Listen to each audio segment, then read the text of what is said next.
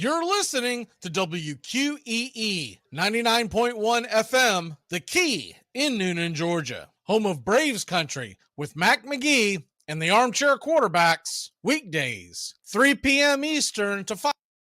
You're listening to WQEE 99.1 FM, The Key in Noonan, Georgia, home of Braves Country with Mac Magee and the Armchair Quarterbacks, weekdays, 3 p.m. Eastern to 5 p.m. Eastern, right here on The Key and YouTube.com at Braves Country. Braves Country today. We're talking Southern sports. We go live 3 to 5 weekdays right here on WQEE. Braves Country today. Southern sports talk with the voice of Braves Country baseball, Mac Magee. Joined every day from sports analysts from all over Braves Country, talking college football, the NFL, Major League Baseball, and what's trending in the world of sports. Braves Country today. We go live 3 to 5 weekdays right here on WQEE.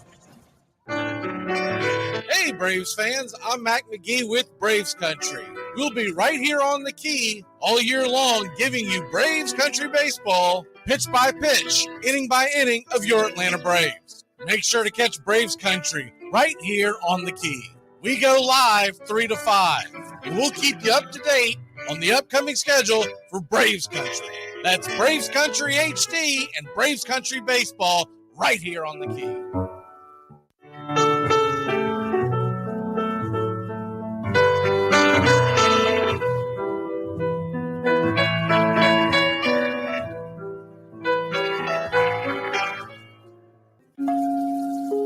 Lineup for yesterday by Ogden Ash. A is for Alex, the great Alexander. More goose eggs he pitched than a popular gander. B is for Bresnahan, back of the plate. The Cubs were his love and McGraw his hate. C is for Cobb, who grew spikes not corn and made all the basemen wish they weren't born. D is for Dean, the grammatical diz. When they asked who's the tops, said correctly I is. E is for Evers, his jaw in advance, never afraid to tinker with chance. F is for Fordham, and Frankie and Fish. I wish he were back with the Giants, I wish. G is for Gehrig, the pride of the stadium, his record pure gold, his courage pure radium. H is for Hornsby. When pitching to Raj, the pitcher would pitch, then the pitcher would dodge. I is for me, not a hard-hitting man, but an outstanding all-time, incurable fan. J is for Johnson, the big train in his prime, was so fast he could throw 3 strikes at a time. K is for Keeler, as fresh as green paint, the fastest and mostest to hit where they ain't. L is for La Jolla, whom Clevelanders love, Napoleon himself with glue in his glove. M is for Matty, who carried a charm in the form of an extra brain in his arm. N is for Newsom, Bobo's favorite Ken. You ask how he's here, he talked himself in. O is for Ott, of the restless right foot. When he leaned on the pellet stay put. P is for Plank, the arm of the A's. When he tangled with Matty, games lasted for days. Q is for Don Quixote, Cornelius Mac. Neither Yankees nor years can halt his attack. R is for Ruth, to tell you the truth. There's no more to be said, just R is for Ruth. S is for Speaker, swift center field tender. When the ball saw him coming, it yelled, I surrender. T is for Terry, the giant from Memphis, whose 400 average you can't overemphasize. U would be Ubel if Carl wore a cockney, but we say Hubble in baseball like football in Rockney. V is for Vance, the Dodgers' very own Dazzy. None of his rivals could throw as fast as he. W, Wagner, the bow-legged beauty, short, close to all traffic with Honus on duty. X is the first of two X's in Fox, who was right behind Ruth with his powerful socks. Y is for Young, the magnificent Psy. People battled against him, but I never knew why. Z is for Zenith, the summit of fame. These men are up there. These men are the game. Lineup for yesterday, Ogden Nash, January 1949, Sport Magazine.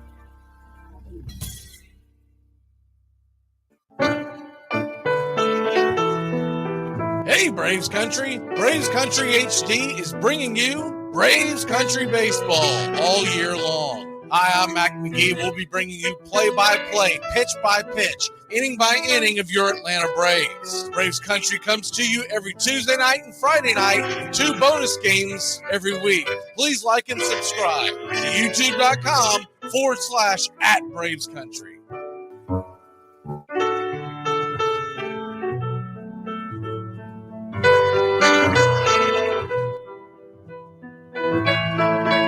Casey at the Bat by Ernest Lawrence Thayer.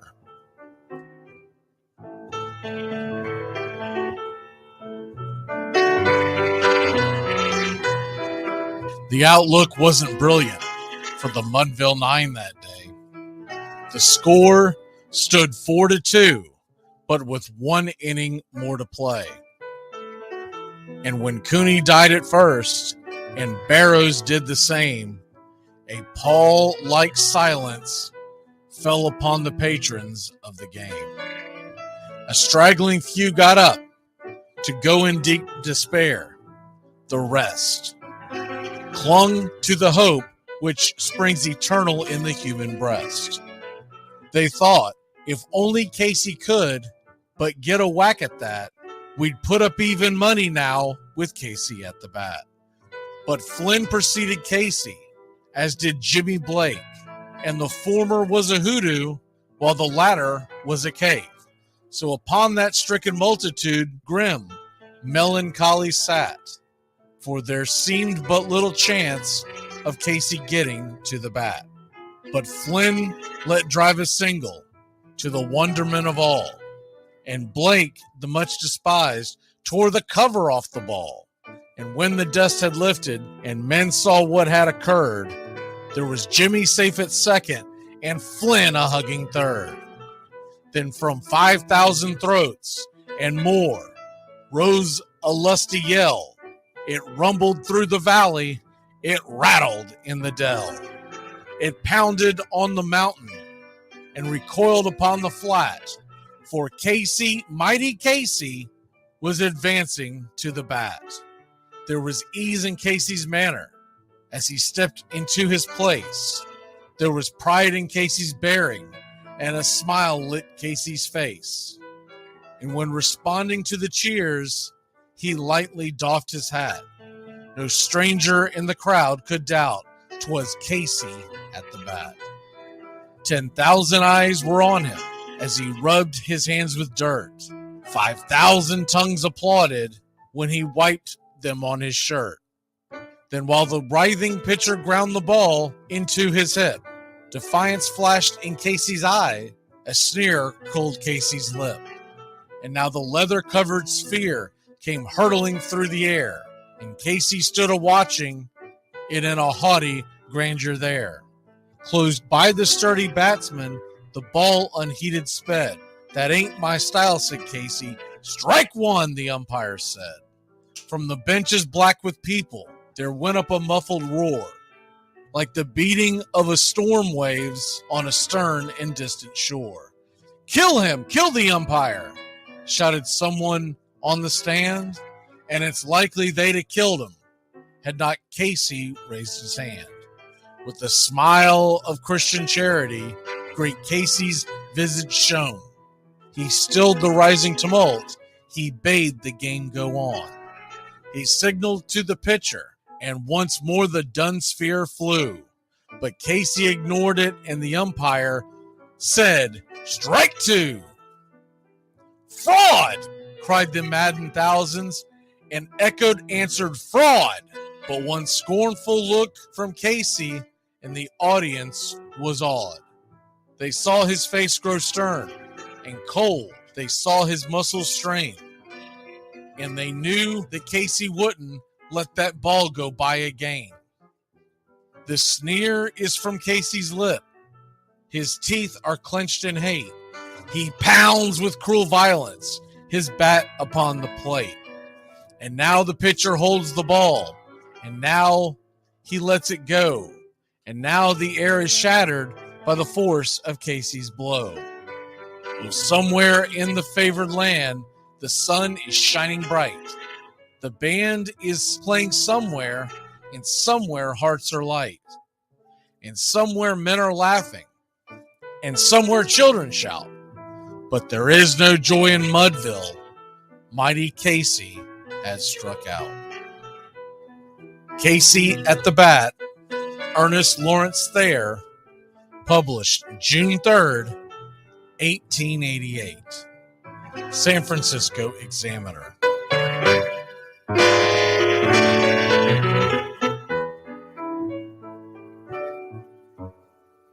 Braves Country today. We're talking Southern sports.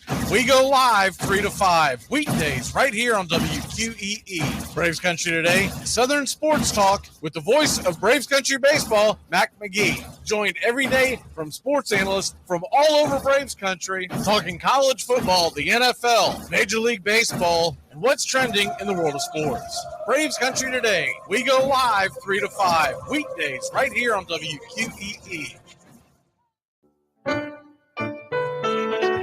Hey, Braves Country. Braves Country HD is bringing you Braves Country Baseball. Braves Country comes to you every Tuesday night and Friday night, and 2 bonus games every week. Hi, I'm Mac Magee, and we'll be bringing you play-by-play, pitch-by-pitch of your Atlanta Braves. It's free to listen. Please like and subscribe. YouTube.com/@Braves Country. Braves Country Baseball for the fans, by the fans.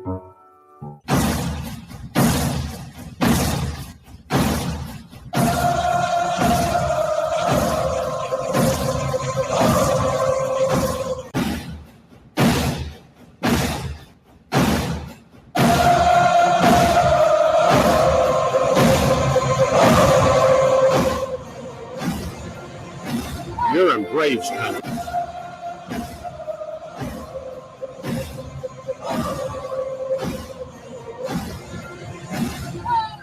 Hey, howdy, hi, and how the hell are you?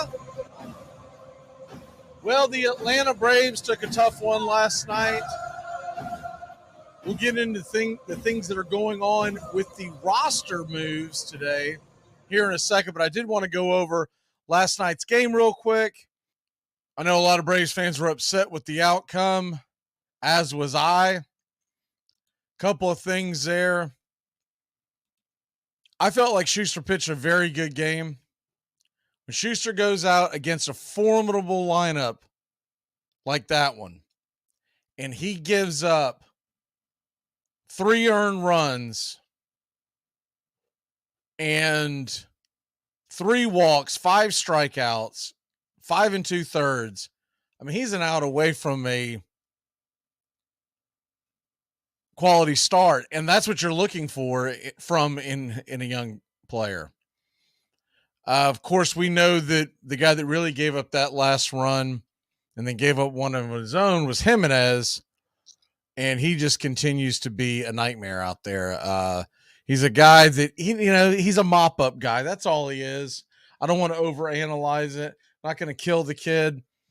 When the Braves brought him in, I think a lot of us had higher hopes because of how hard he throws the ball, but he's kind of erratic from time to time, and he's kind of all over the place. And with that being said, you're going to get these kinds of outings. There's going to be certain outings he's going to go out there. I can think of a couple of times this year where he's gone out, he's looked lights out, and you're like, all right, well, maybe he's turned a corner, and then it goes back to the same thing over and over again. And look, there's a reason why Detroit was ready to give up on him.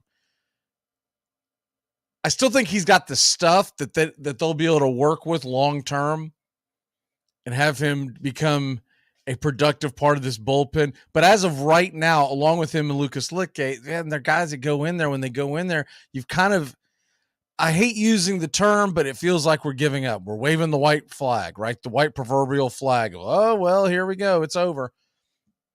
That's the bad news. We take the loss. Mets win. Phillies win, so they gain games on us. And you look at what else happened last night. Look, the Braves had 11 hits. They did score 4 runs. You would have liked to have gotten a few more runs with that kind of hit production, but all in all, you can't complain about the offense. The offense did well. Acuna still scuffling. 0 for 5 again last night. So it's time for him to get back on track. Olsen, he's got on base via the walk, but, he's very streaky. Austin Riley continues to hit pretty well. He got a hold of a couple that I thought might actually do more damage than they did, but he did get a base hit. And the fact of the matter is when you're 1, 2, and 3 guy, when they go, you're 1, 2, and 3 hitters, I should say. When they go 1 for 12 against Taijuan Walker, who came in with a 5+ ERA, come on now. We have to have better production. You don't expect these guys to be perfect. Baseball's an incredibly difficult sport. You go up to the plate, you're not expecting a bit, but you would like to have thought that of the top 3 hitters in our lineup, that 1 for 12 would be laughable. We'd at least get 3 hits, preferably 4 or 5. Darno had a very good night again. He was 2 for 4. Ozuna, 3 for 4, continues his torch pace. So you're loving what you see from the Braves in the middle of the lineup. Even Rosario, he went through it 1 for 2. He got pulled because it's going to be a platoon system between him and Pilar, which is fine. I totally agree with that, with all of that. Man, Ozzie Albies. So if you think of Ozzie Albies being our number 4 guy when Murphy's not playing, right? But I think most Braves fans would say, when you ask them on the spot, who are your top 4 guys if Murphy's not playing that day, Ozzie's going to be the 4th name that comes up right after Acuna, Olsen, and Riley. He went 0 for 4. So when you look at the big picture, the 4 leaders on this offense, they went 1 for 16. That's going to be tough to get a W. It really is. And it's amazing what some of the other guys did. Hey, glad to see Harris has gone out and got 2 base hits, 1 a home run. You love that. 2 for 3 with what? 2 RBI, a walk and a strikeout. Orlando Arcia continues to rake. 2 for 4. We know he's not a fast base runner, but man, his glove and his bat, they're real. I've said this over and over for weeks now. You can make the case, and now I'm going to start making the case. He needs to be up higher in the lineup. If he's producing, let's see him get to bat one more time than everybody else. I'd like to see him up higher in the lineup. I really would. Especially if there's a lefty on the mound. Not today, we got a right, but if there's a lefty on the mound, I'd really like to see him up higher in the lineup. But he's hitting righties well. So, I mean, what is his OPS now? It's 886. You gotta have that. You gotta have that cat back up in the lineup, and I am totally fine with the fluid lineup. I know some people love a consistent lineup every day. You know this guy's hitting there. You know this guy's hitting. I love seeing a fluid lineup where you're going up against not only who's hot but the matchups. Man, we've got to get better production from the 4 guys. Ozzie from the left-hand side of the plate, he has been abysmal. 0 for 4. Acuna goes 0 for 5. Olsen 0 for 3. Yeah, he got the walk, but okay, whatever. He's been brought in and put at the top of the lineup to rake. And though it's great when he gets on base via the walk, you want to see more than that. Riley, the only one with the base hit, and he only got the 1 hit. I mean, really, when you talk about it, who carried the team last night and who made it productive and who kept him in the game, it was Ozuna and it was Harris. And Darno, I thought, had a really good night at the plate as well. He went 2 for 4, but the big boys have got to start doing big boy things. Hated seeing Craig Kimbrell getting the 400th save. 400th save of his career in Atlanta. And it's nothing against Kimbrell. He was traded. He didn't walk away from us. man, it just kind of irks you. But we flipped the page into this afternoon, almost said tonight. So used to these night games now. This afternoon, going up against Zach Wheeler, 3-4 with a 4.11. Charlie Morton's going to be on the mound for the Braves. And when you look at the lineups, let's hit Phillies lineup first. Looks pretty much the same from last night and the day before. Stott, Turner, Harper, Castellanos, Schwarber, and Real Muto, and Bohm. I mean, those are pretty much in cement. And, of course, Marsh down at the number 8 spot at center. We have now seen – now, Bohm's actually going to be playing third. But we have now seen a third player from the number 9 position. Cody Clemens, son of Roger Clemens, is going to be playing first base.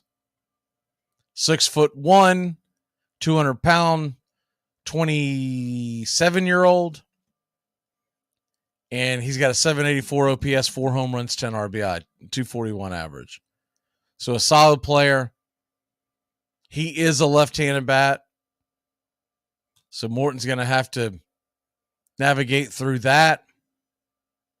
And so there you have that. So that's what Morton's going to be going against. Essentially the same lineup. The biggest difference is that Clemens will be playing first. Bohm will be back over to third. And Atlanta this afternoon, we get Murphy back in the lineup behind the plate.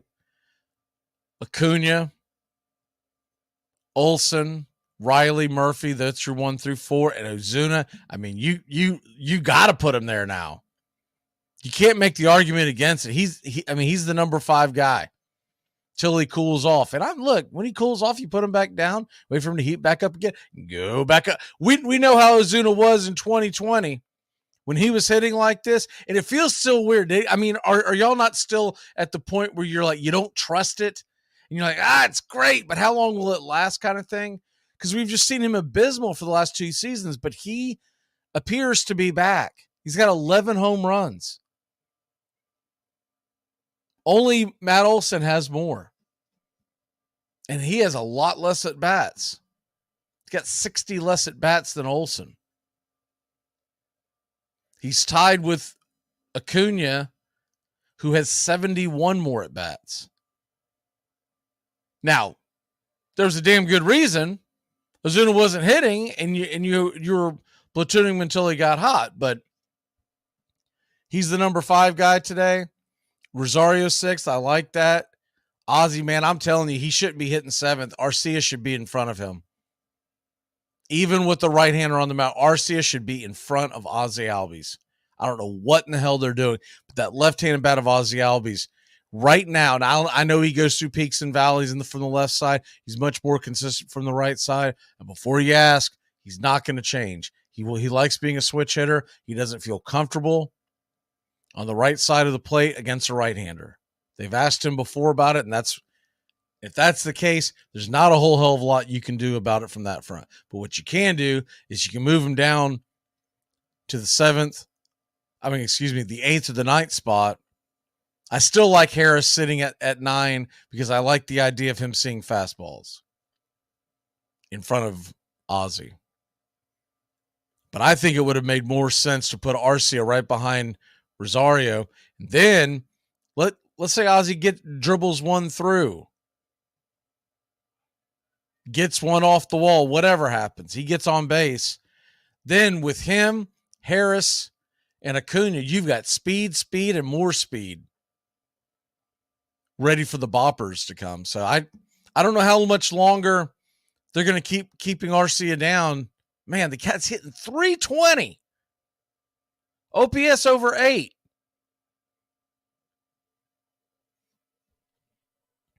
I know he doesn't have the big power numbers. He only has the 4 home runs, but I'm okay with that when he's driving balls off the wall, sending them into the gap, sending them into the corner, getting doubles. I'm fine with that.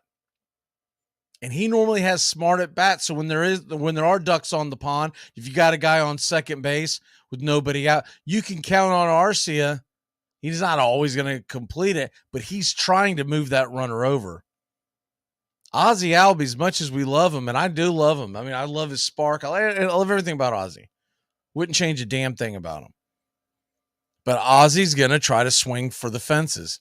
It's very rare that Ozzie goes up with the other mindset. He might in the ninth inning, but I'm talking about third inning. Runner on second. Nobody out. He doesn't think about, well, let's drag one over here to first to get the runner over to third. He's looking for the big flyer. He's trying to wallop one.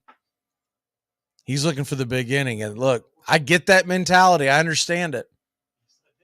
But I'd rather have Arcia sitting there at number 7. That's just me. I mean, you could make an argument he should probably be above Rosario at 6, the way he's been hit. But I wouldn't do that because I would rather have – you're already putting back-to-back-to-back righties in the rotation against Zach Wheeler, who's a tough right-hander with Riley, Murphy, and Ozuna. I'm really hesitant to go back-to-back-to-back-to-back. So I like putting Rosario there, but I would like to see Arcia right behind him. Because it's not like you're playing the game of, well, what happens when they bring in a left-hander late in the game to face Rosario, and we put Pilar in, and instead of facing Ozzie, who's obviously much better on from the right side of the plate, instead of that, we're going to have Arcia up there. Hell, there ain't nothing wrong with that. Arcia will put a charge into that ball. So there you have the lineups. We'll give you the full lineups with the stats and everything right before first pitch. We just want to do a quick pregame show today, get you ready for what's going on with the Atlanta Braves. And today, the Braves sent Dylan Dodd back to AAA in case you missed the memo. And he will be replaced by right-handed reliever Derek Rodriguez, who's been pretty good. It's been pretty good. More on that in a minute, but Rodriguez is going to go into the pen. Gives us an extra arm for a couple of days. And when you get that extra arm, the next thing you're looking at is, all right, but who's going to start early in the week? And this is speculation from a couple of different writers. I kind of crammed them together, read from there's 3-4 writers that I consistently lean on, and this is the one of all the theories I think it makes the most sense. It's kind of a combination of all of the writers, but here it goes. Tomorrow, obviously, Spencer Strider Day. If you go Strider, there's a very strong possibility Monday night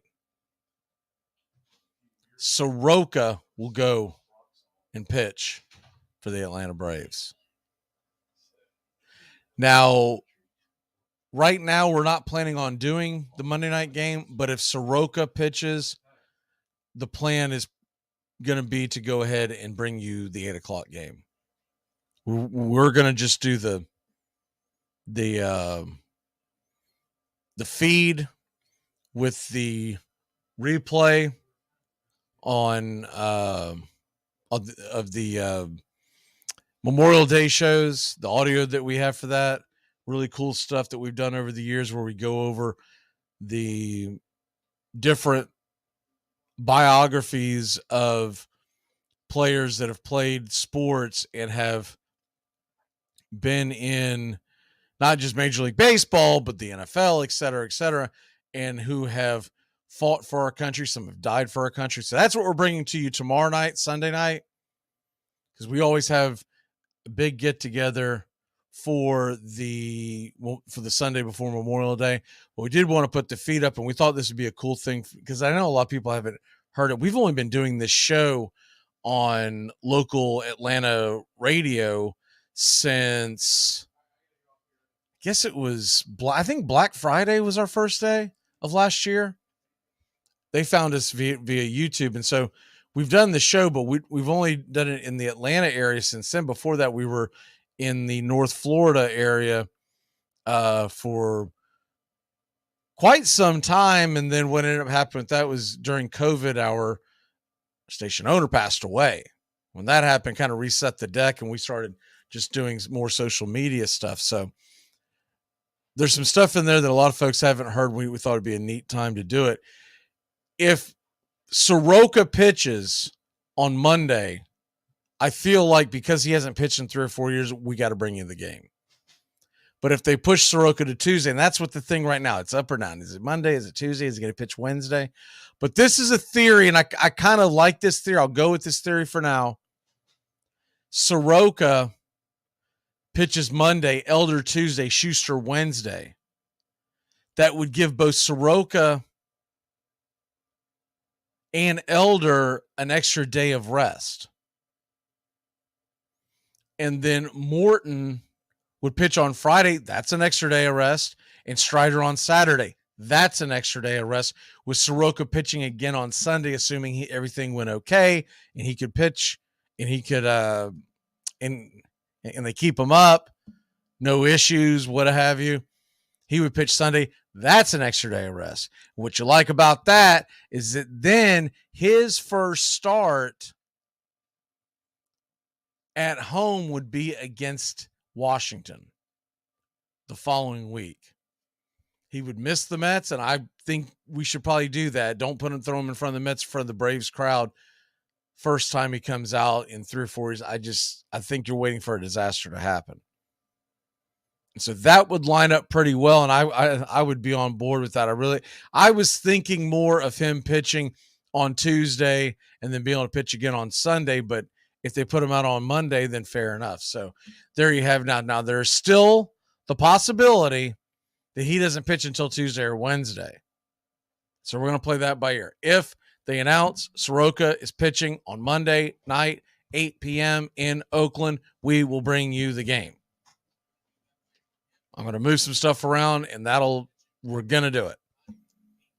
We're going to bring you the Soroka game this week, come hell or high water. We're already planning on doing Tuesday and Wednesday's game, so we'll see what happens. But we're going to bring you Friday night's game of next week, and we're also going to bring you Sunday afternoon's game.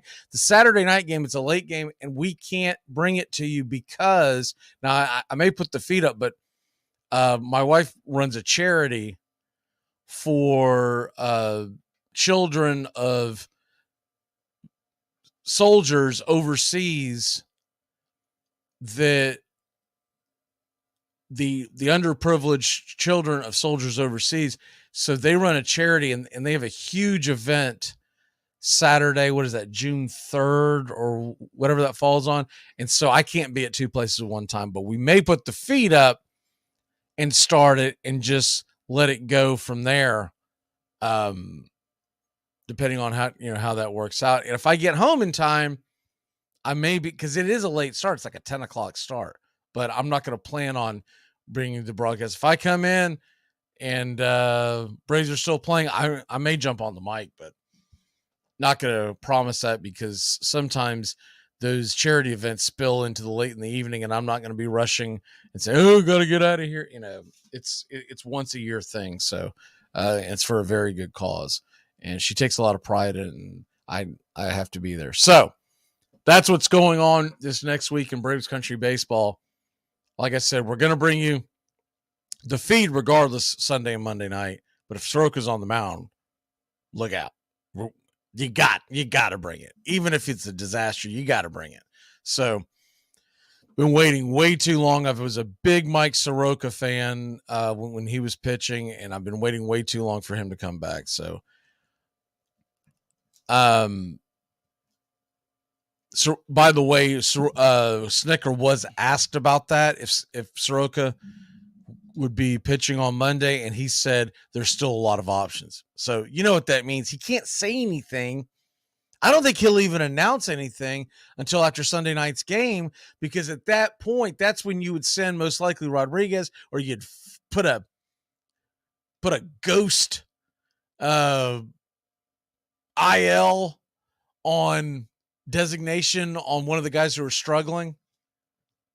Probably not Lutke, but most likely, look, it could be Jimenez. So you never know. So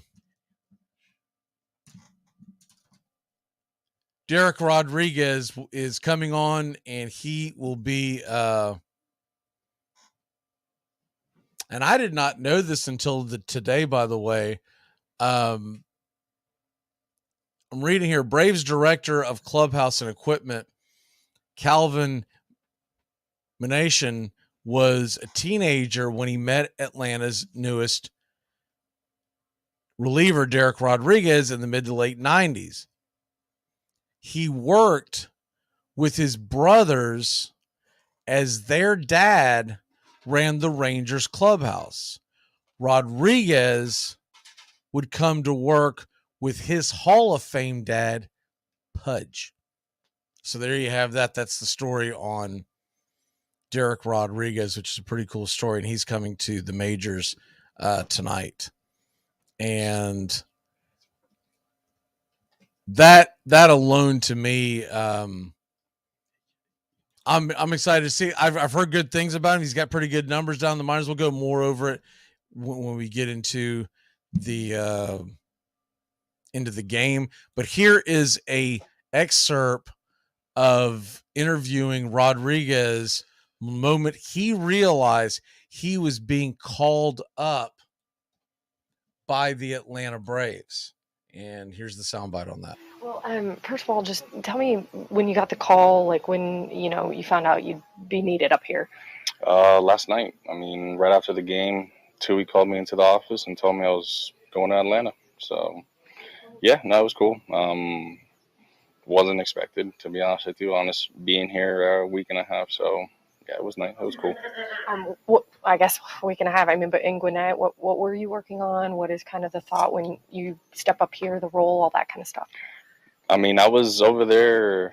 We had a joke going on. I was utility pitcher, So whenever they needed me, I'll go. I pitched 1 inning. I could pitch 3 innings. So, yeah. So I don't know how they're going to be using me here. So, but you're stretched out to go. Yeah, whenever they give me the ball, I'm good.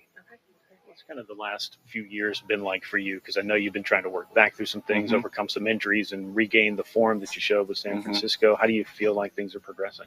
I mean, good. I mean, I feel, in the little stints that I've had, I've shown that I could throw strikes. I mean, that's always been my thing, just throw strikes and get guys out. I'm not, like I always said, I'm not going to blow a fastball by you. I'm not a power pitcher like most of the guys are. So, get guys out. That's my game. And yeah, I've been doing really well. I've been in a good space, good headspace past couple of years. So it's been good. You say that, but this guy that's starting for you guys today has kind of had a lot of success doing that too, Charlie. Yeah. Who do you know from the clubhouse? Who have you crossed paths with before to kind of help make things a little more comfortable? I mean, I've crossed paths with a lot of guys in here, I mean, it's been 13 years playing, but I mean, Tonkin, he was my roommate when he got called up to high A in 2012 for about 2 or 3 days. So, and then Nick Anderson, I played with him in Minnesota. Joe Jimenez, I know him from Puerto Rico. So, I know a lot of guys. He kind of dropped the story, but I'd love to hear more of it. He said he was the bat boy while you were playing center field, and your dad was still catching on a winter ball team. Is that right? Yeah. His brother was the backup catcher, AJ. And then he wasn't even drafted. He was in the academy still. Yeah, so I was playing outfield. My dad was catching. And then, And then he ended up pitching. We had like what's it called? Like a scrimmage between, he was in Team Puerto Rico, the 18 and unders. He shoved against us. So, yeah, it was pretty impressive. Wait, I think he said 2010. Does that sound right? Yep. 2011 to 2012. Yeah. All right. Cool. Yeah. Well, thank you. Yeah. So there you have that, Derek Rodriguez, son of Pudge. I'll tell you what, I look, I wouldn't have guessed it. Such a common last name, but when you see him and you see him smile, he looks like his dad. I'll tell you who else he kind of favors if you catch him at the right, because when I pause the video at a certain point, he's got this smile. The kid looks like a really young Dale Murphy. If you grew up on Dale Murphy, he just kind of favors him. I'm not gonna say he's a dead ringer, not gonna get out of control, but he favors Dale Murphy. So there you have that. Let's get out of the way, step away for a second, bring you those starting lineups, and let's get going, Braves country.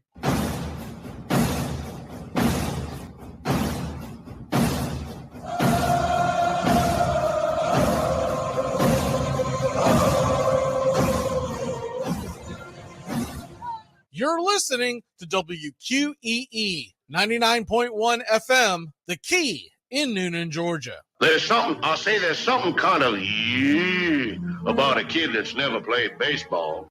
If baseball is about caring, about loyalty and rivalry. Baerga is 0 for 3.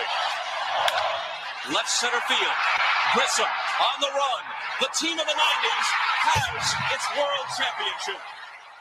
There's a very peaceful thing. It was created and played in pastures and meadows. There's grass, there's outdoors, there's everything that people thought was American and feel about America. You get in a ballpark, and it's the wonder of walking through that dark tunnel and seeing a huge open space where men play the little boy's game.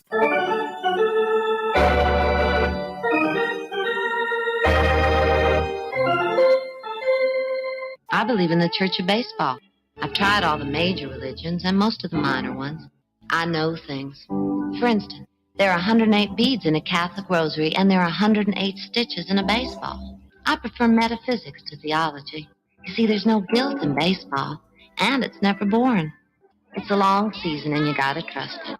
I've tried them all, I really have, and the only church that truly feeds the soul day in, day out is the Church of Baseball. Touch 'em all, Joe. You'll never hit a bigger home run in your life. A room in right center. If he hits one there, we can dance in the streets. The 2-1.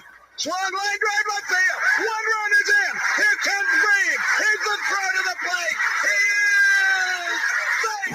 Braves win. Braves win. Braves win. Braves win. You're in Braves country.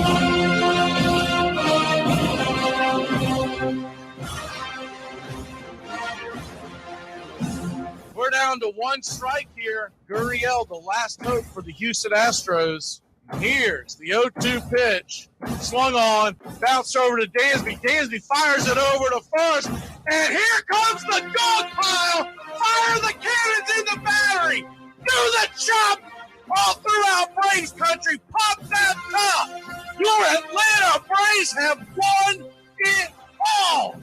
Oh, say can you see by the dawn's early light what so proudly we hailed at the twilight's last gleaming, whose what stripes and bright stars through the perilous fight. O'er the ramparts we once were so gallantly streaming, and the rocket's red glare, the bombs bursting in air, gave proof through the night that our flag was still there. Oh, say does that star-spangled banner yet wave for the land of the free and the home of the brave? Play ball.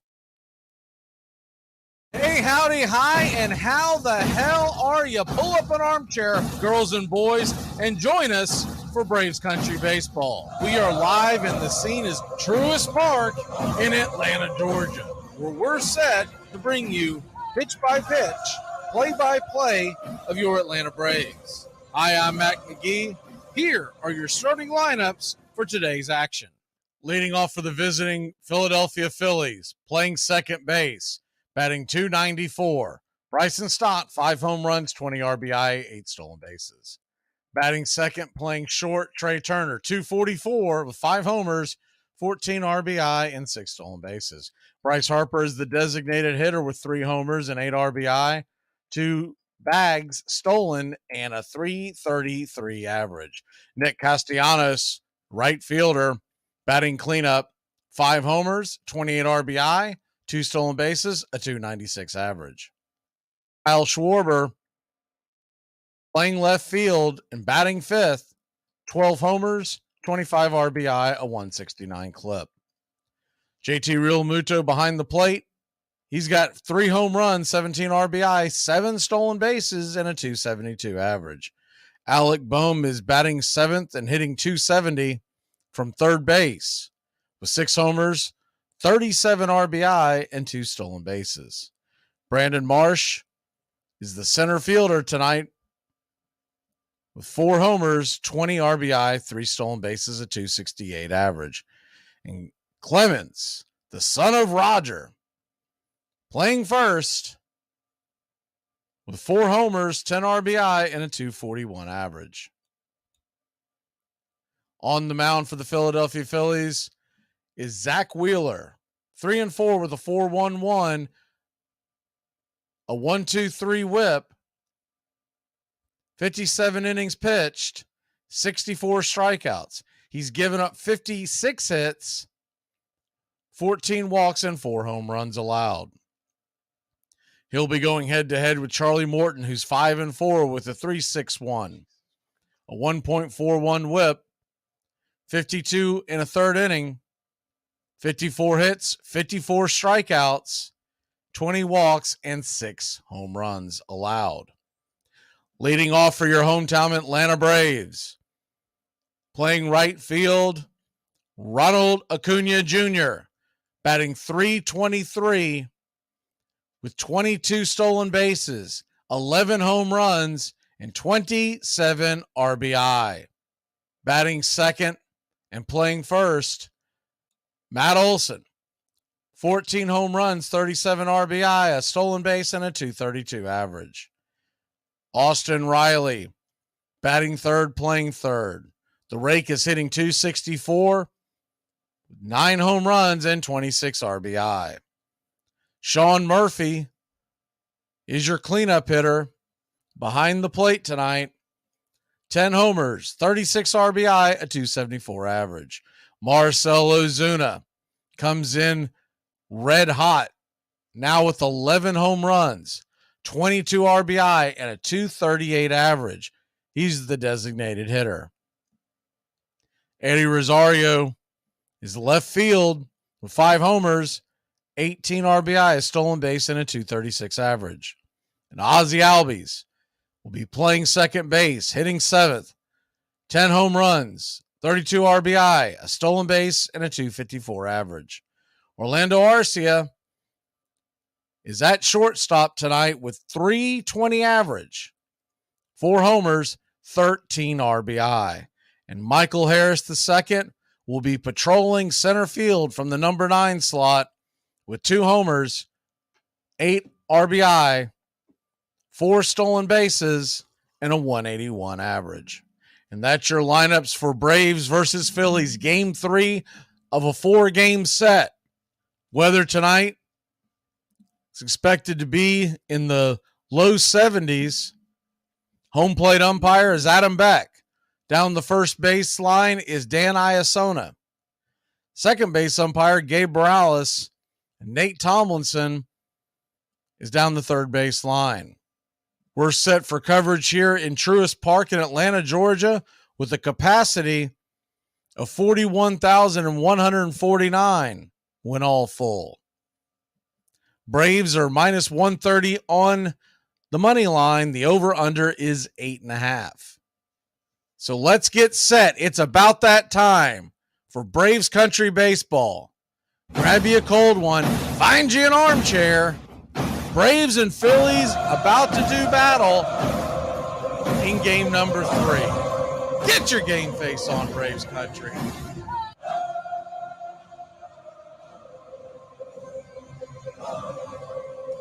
Atlanta Braves are in their City Connect jerseys, if you're familiar with those. Very reminiscent of the Hank Aaron era jerseys, and the white and the blue blended in on the sleeves with the blue lettering and the blue numbers, red names on the back for the A on the A on the front. Philadelphia Phillies come in with their road grays today. And Charlie Morton, 5-4 with the 3.61 ERA, is giving his final warm-up tosses. We're just about set for Braves country baseball. Hope you're having a good Memorial Day weekend. If you missed the pregame show, Derek Rodriguez was called up for the bullpen. He can go anywhere between 1 to 3 innings typically. So he's a bulk guy, and they sent down Dylan Dodd. So one or two things are going to happen on Monday or Tuesday. It's either going to be a bullpen game, which is why they would have called him up, or Mike Soroka could be called into action. Either way, it's baseball time in Braves country. And the first pitch on the way from Charlie Morton's a fastball strike, outer edge, top shelf, 0-1 to the left-handed stop. Stop batting .294. The 0-1 right there for a strike on the outer edge. It's 0-2.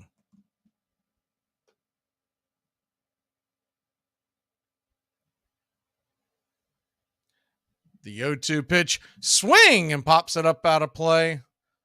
Do it again at 0-2.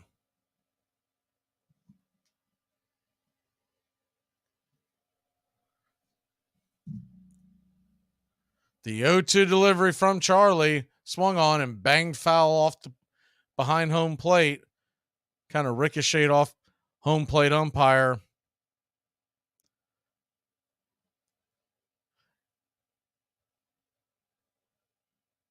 Adam Beck. The 0-2 from Charlie. Kicking a deal, and the curveball just misses wide and outside.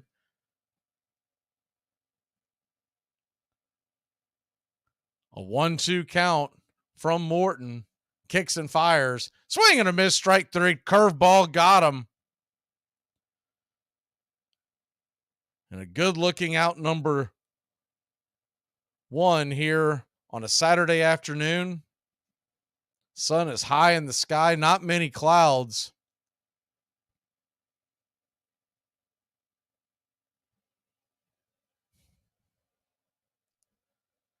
Trey Turner will come to the plate. Turner, righty-righty matchup. The first pitch on the way to Turner, who's batting .676 OPS. 5 home runs, 14 RBI, is a fouled back out of play, and it's 0-1. The 0-1. Fastball right there on the edge for a strike.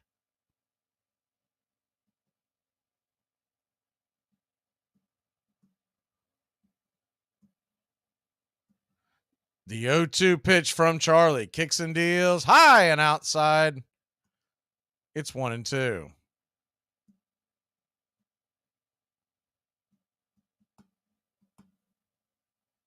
The 1-2 down below the knees, taken for a ball, 2-2.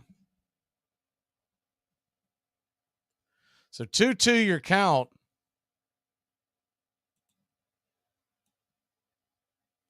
The wind up, the pitch, swing, and dribbles it over towards short. Arceus got it, unloads a cannon and fires it across the diamond. A 6-3 put out for out number 2.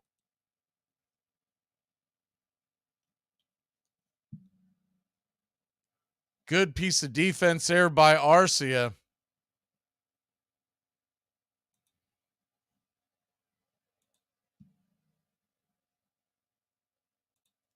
And that'll bring Bryce Harper to the plate.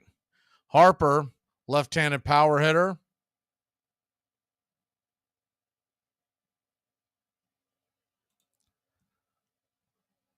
Batting .333 with 3 home runs, 8 RBI. The first pitch is swing and fouled down the line. Sawed off 98-mile-an-hour fastball.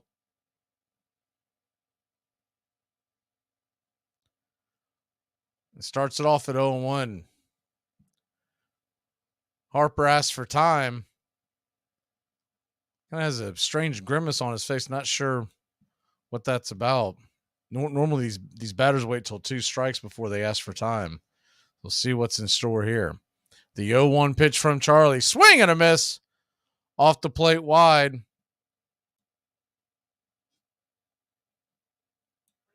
It's 0-2.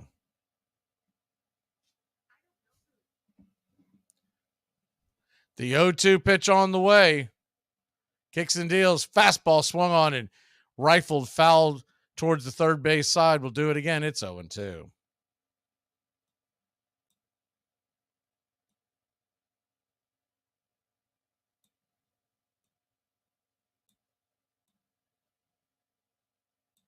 The 0-2.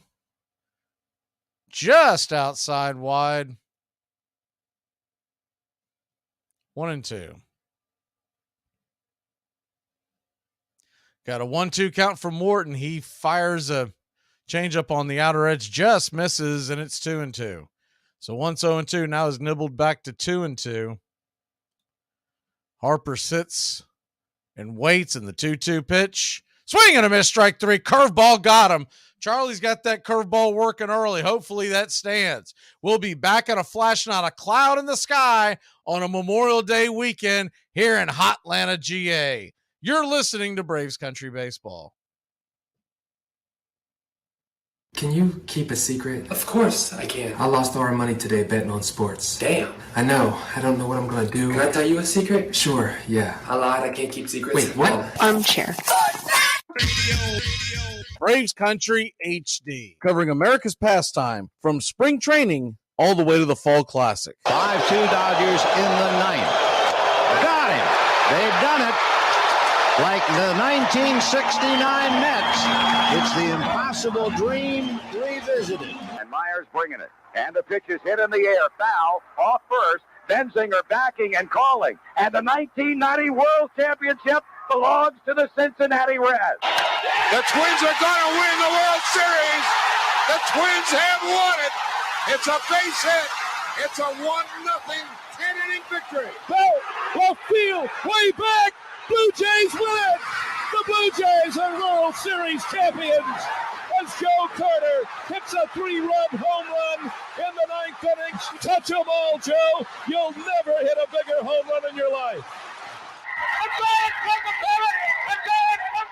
Tony Gwynn is regarded by some as the best pure hitter ever. But did you know that he was also a star basketball player? In fact, in 1981, Gwynn was drafted by both the Padres and the Clippers on the same day, but he ended up choosing baseball. Walter Johnson pitched for the Washington Senators for over 20 years in the early 1900s and has the most WAR of any pitcher. Van Johnson never missed an opportunity to make a speech. It was always the same speech, all about how he, single-handed and alone, had made baseball a gentleman's sport, and it must be kept forever clean because sportsmanship spoke from the heart of America, and he would lay down his life to save our beloved nation, at which he would begin to cry.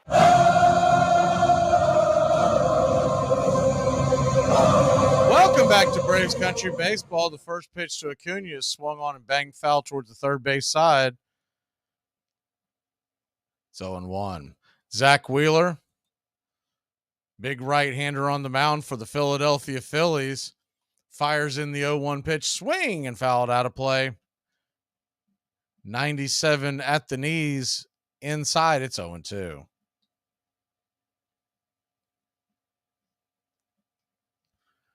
Braves nothing, Phillies nothing. Just getting going here in the top or the bottom of the first.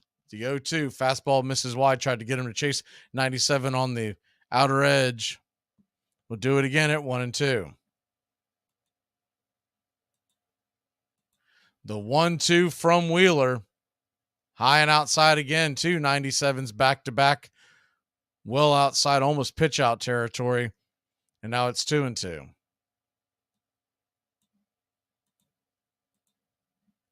The 2-2 to Acuna. Wheeler fires a fastball, just misses high, now 3-2.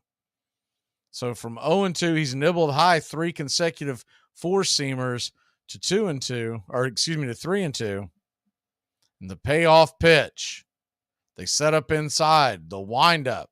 Swing, and that ball's banged over towards third. Should be easily playable by Bohm. It is a 5-3 put out for out number 1.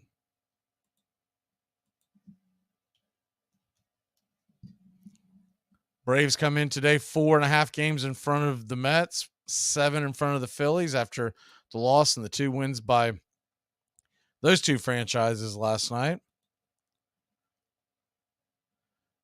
Matt Olson comes to the plate. First pitch to Olson is a swing and a miss strike. Cutter on the inner edge. It's 0-1. Olson, 877 OPS, 14 home runs, 37 ribbies. The 0-1 misses wide, 98 off the black. It's 1-1.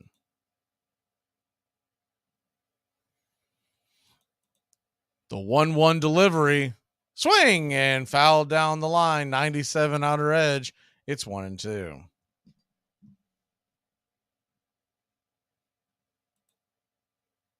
Yankees beat the Padres today in earlier action. Extra innings, 3-2 the final. The 1-2 from Wheeler. Swing and a miss, strike 3. Blew it right by him. 98 about eye level, and there's 2 away.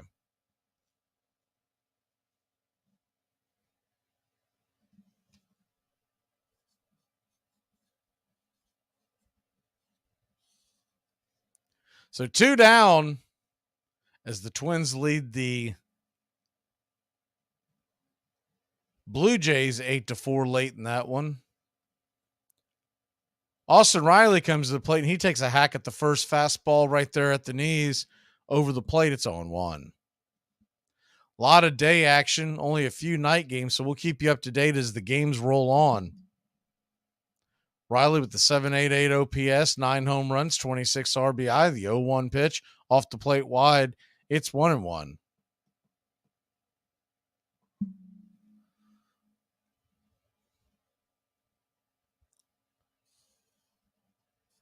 The 1-1 from Wheeler off the plate wide, 97. It's now 2-1.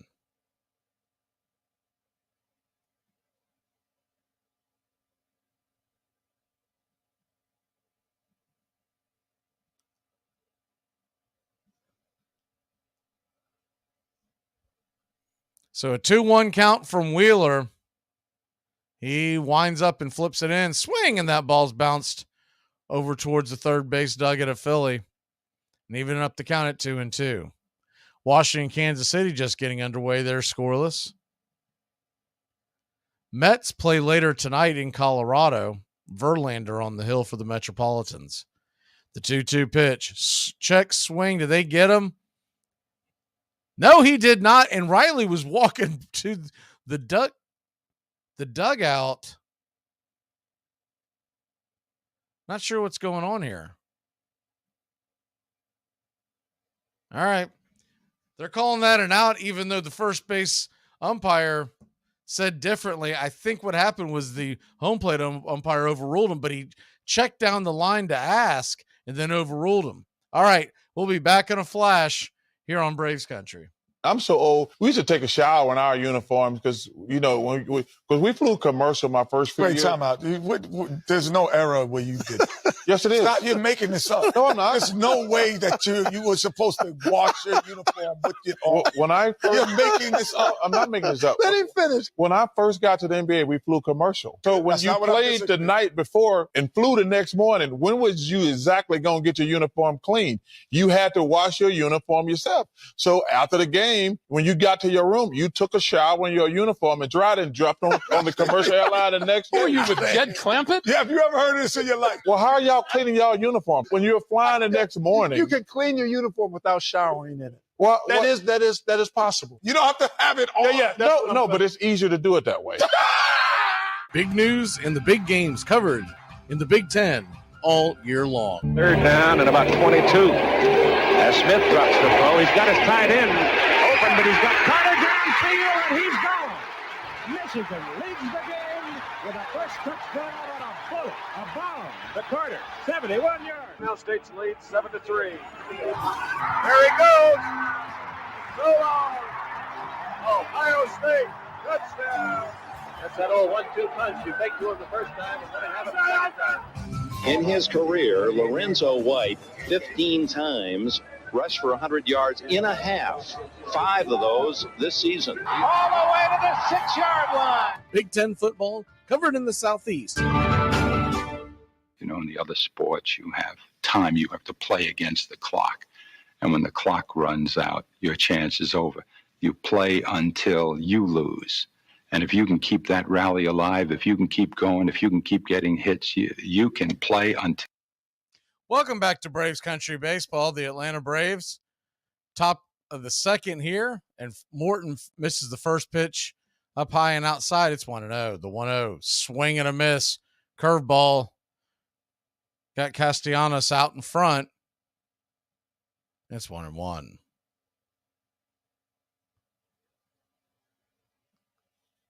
The 1-1 swing and a miss. Curveball. Reaching for that one out of the zone. It's 1-2.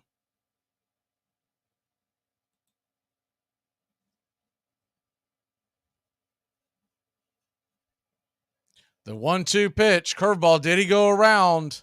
And first base umpire Iasona says he did not. And this time Beck actually listened to him after he asked.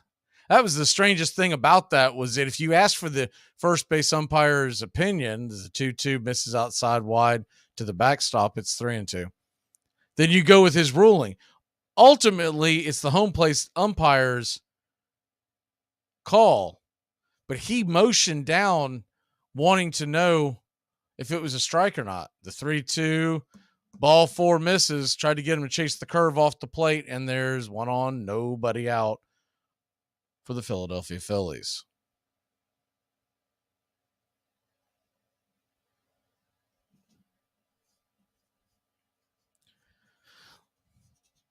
So leadoff runner on, which usually spells trouble, and Kyle Schwarber with 12 home runs comes to the plate.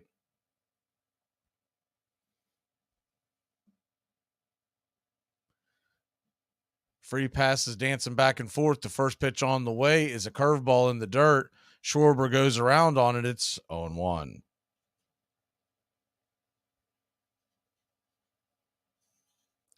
Braves nothing, Phillies nothing. Top of the second inning. The 0-1. Fastball right there on the inner cut at the knees. It's 0-2.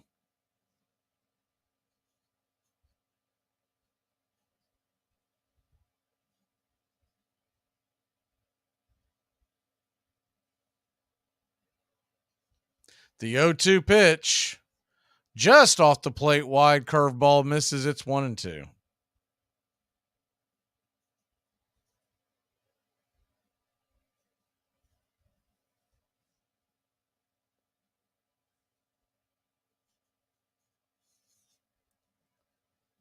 The 1-2, curveball right there at the knees, caught looking, absolutely froze Schwarber.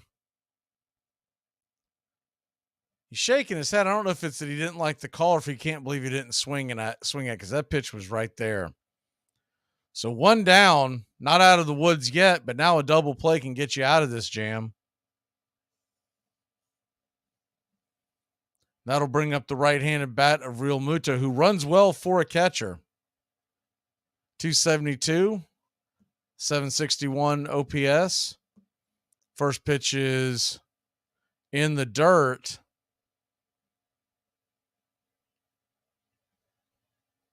And looks like they're going to call a balk. See the replay on this and see what they're saying Charlie did.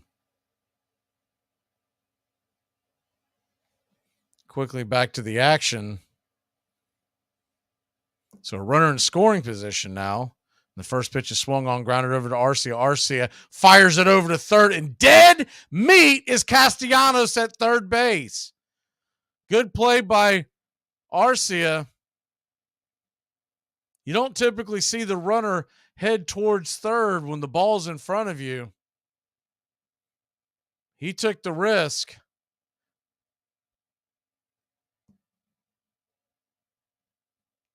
So a fielder's choice, and JT will be at first with 2 away. Every game, it seems like Arcia does something defensively that makes you go, wow. First pitch on the way is right there, first strike to Bohm, and it's 0-1. Alec Bohm, 270 average, 740 OPS, 6 home runs, 37 RBI.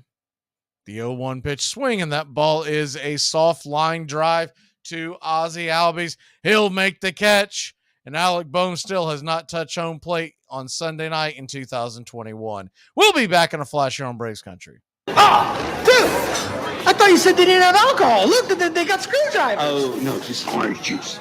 Well, orange juice, like the mixer? Yeah, people drink it.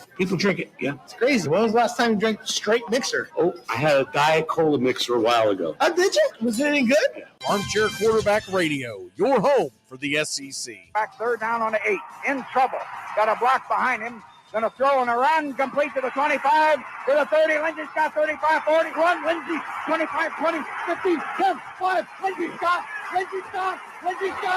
Second down from the 3. Comes to Pitt, quick flip, caught. Did he hold it long enough? The official says yes. Oh boy, is that going to be controversial. Gaffney, the freshman. My goodness. The Florida Gators go 91 yards to come from behind and edge the Tennessee Volunteers in an ending that will be talked about for years. SEC. By the end of the Civil War, baseball was the national pastime. North and South, West as well as East. Soldiers took the game home with them, and it grew. It's our game. That's the chief fact in connection with it. America's game has the snap, go, fling of the American atmosphere. It belongs as much to our institutions, fits into them as significantly as our Constitution's laws, is just as important in the sum total of our historic life. Walt Whitman. You're listening to Braves Country Baseball on Braves Country HD. Please like and subscribe today, youtube.com/@Braves Country. Welcome back to Braves Country Baseball. All the folks here on Braves Country. Hope you're having a good Memorial Day weekend wherever you're at. It's Braves Country, nationwide, worldwide.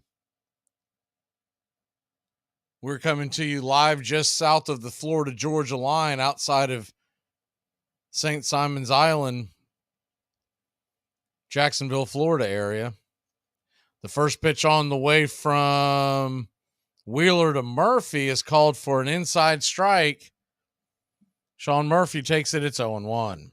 Murphy had the night off last night, ready to get back at it. The 0-1 pitch, down below the knees and off the plate. It's 1-1.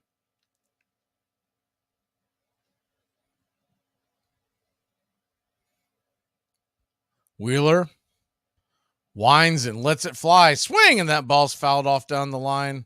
It's 1-2.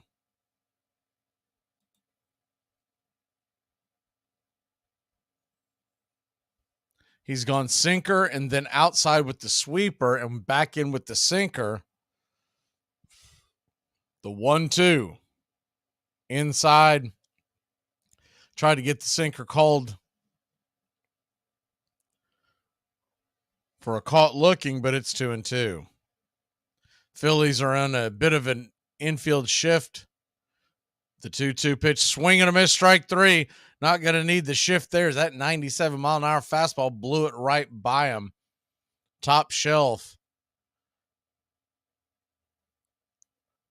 And there's one away. You know, when we came in, I saw Wheeler's numbers, and he's struggling compared to what you're used to. First thing I thought of was like, I bet he gets it together for us. Wheeler always seems to pitch well against us, even back in his days in New York. First pitch on the way to Ozuna is right there at the knees for a strike. It's 0-1. Marcell Ozuna with another home run. Last night, the 0-1 pitch, swing and a miss, and it's 0-2. So he's gone sinker, sweeper to start off the at-bat, both pitches low. See what he dials up here with the 0-2 advantage. JT Realmuto, the hind catcher, is sliding into position as he looks up to Ozuna to make sure he's not peeking in.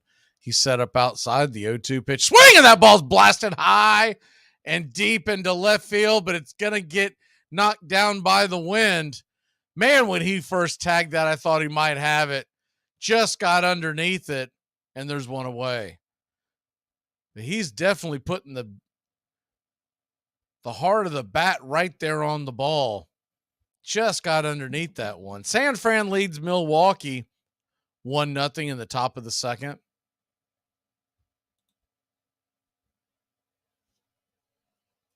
Wherever you're at in Braves country, always good to see folks chime in. We see the GOAT and Tim today. The 0-1 pitch right there at the knees to Eddie. Taking first strike, it's 0-1. The 0-1 on the way. Swing and a miss. It's 0-2. Of course, Memorial Day weekend, you might be floating around in the pool and whatnot. Don't want anything to do with your phone. So, but if you are, chime in where you're listening through Braves country and join in on the chat and have some fun. The 0-2 pitch just got a piece of that one. Pitch was a little bit out of the zone, but Eddie was able to put the bat to ball, roll it over. We'll do it again at 0-2.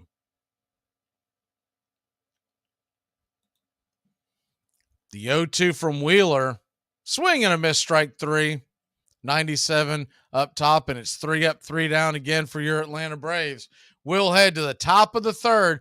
0-0 in Atlanta.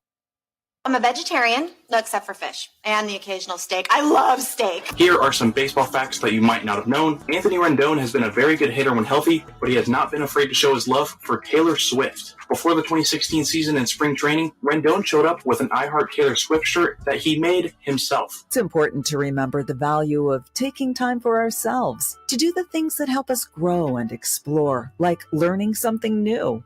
And now with the Great Courses Plus, it's never been easier to experience the joys of learning. The Great Courses Plus offers thousands of streaming videos that cover hundreds of fascinating topics, from World War II to choosing the perfect wine. You can even take a course on the U.S. government or dealing with stress and anxiety.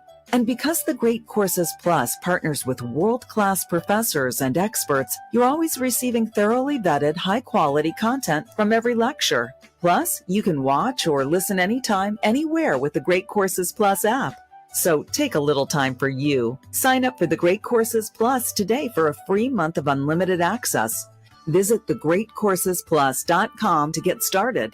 That's thegreatcoursesplus.com. Hey, can I tell you one thing? That's 3 holding fiddlers on one football team in a quarter and a half.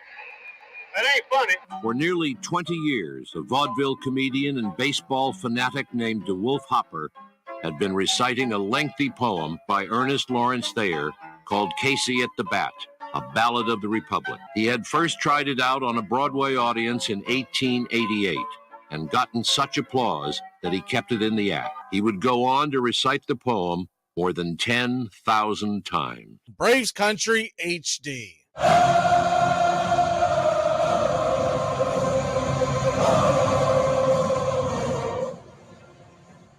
Welcome back to Braves Country Baseball. The Atlanta Braves, Philadelphia Phillies, all knotted up at 0 as we head to the third. And the first pitch on the way to Brandon Marsh, center fielder, batting .268, is fouled down the left field line. It's 0-1.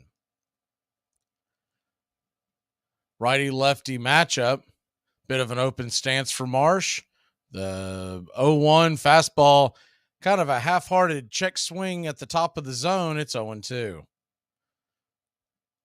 It was so half-hearted, almost looked like an excuse me warm-up swing. The 0-2 pitch, swing and a miss, strike three. Chase that nasty changeup off the bottom of the plate. And when he's got that pitch going and the curveball, Charlie Morton's a tough customer to handle. The curveball will go diving into left-handers, and then the changeup will sail away with almost two-seam type action, but more of a drop. So that'll bring Cody Clemens to the plate. Clemens, the son of the Rocket, Roger Clemens, takes the first pitch. Right there for a strike, it's 0-1. The 0-1 just off the edge. Excuse me, 1-0 just off the edge. 1-0 on the way. Swing and a miss, and it's 1-1. Clemens, drafted by the Tigers in 2018 in the third round, the Texas Longhorn. The 1-2 pitch swung on and grounded over to first, and it's an easy two hopper for Olsen. He steps on the bag, and there's two away.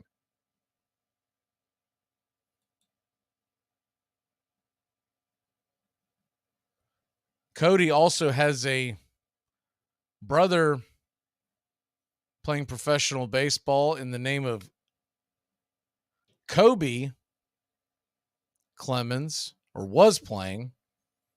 Currently is out of baseball. First pitch on the way to Stott is off the plate, and it's 1-0. Doesn't look like Kobe ever made it to the majors. The 1-0 right there for a strike, taken all the way. Change up down and away. It's 1-1. Looking at his numbers, looks like he was with the minor league system for about 9 years before calling it quits. 1-1 misses. It's 2-1. So a 2-1 pitch to Stott, righty-lefty matchup, swing and a miss, changeup. Once again, it's 2-2. He's really pulling the string on that one. It's almost like a sinker.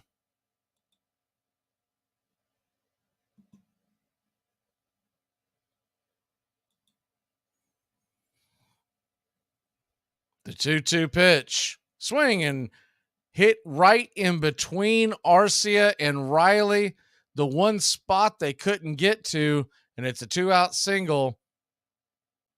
Stott just continues to be a pain in the ass. I mean, he finds a way to get on base every single time, it feels like. Remember the first time we saw him, he hit that game-winning home run up in Philadelphia against Minter. About a year ago today. It was right in that time frame. The first pitch on the way to Turner swung on, and he's going to drive that into left field over the leaping glove of Arcia, and Stott goes first to third, so runners on the corners and 2 outs. We were really close from a really quick 3-up, 3-down inning, and now you got the 2 runners on and Bryce Harper coming to the plate. That escalated quickly. So runners on the corners, 2 outs. Morton turns and fires it over to first. Close play to try to catch Turner napping.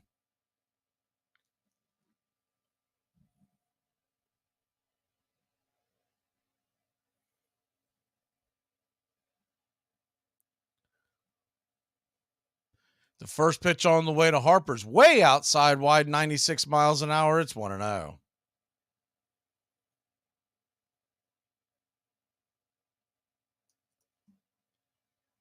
Harper 0 for 1 with the strikeout his first time up. The 1-0 pitch, swing, and that ball's banged foul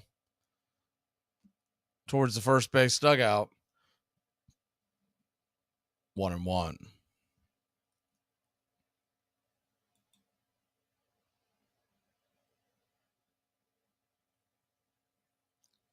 The 1-1 from Morton. Swing and a miss. That changeup that's just diving off the bottom of the plate. Really working for Charlie. It's 1-2. It's got to be really difficult to lay off of that if you're a left-handed hitter. The 1-2 pitch, curveball in the dirt. It's 2-2. So you look at what he's done so far. He's gone curve in, change up out, curve in, change up out. You got to figure. And on the play, Turner goes down to second. The 2-2 pitch swung on and just got a piece of that. Tried to get him with that changeup on the outer edge again. This time, Harper had the plate covered. It's 2-2. So now a single would score 2. Castellanos on deck. The 2-2 high and inside, close shave. Harper had to bend out of the way, 97-mile-an-hour fastball. I think that might have been a message pitch of get off the plate. Because that last pitch, the one before that, I don't know if he gets to it if he wasn't hanging over the edge. The 3-2 curveball misses. Tried to sneak a backdoor curveball on him, but it misses his own. And the bases are now juiced for Castellanos.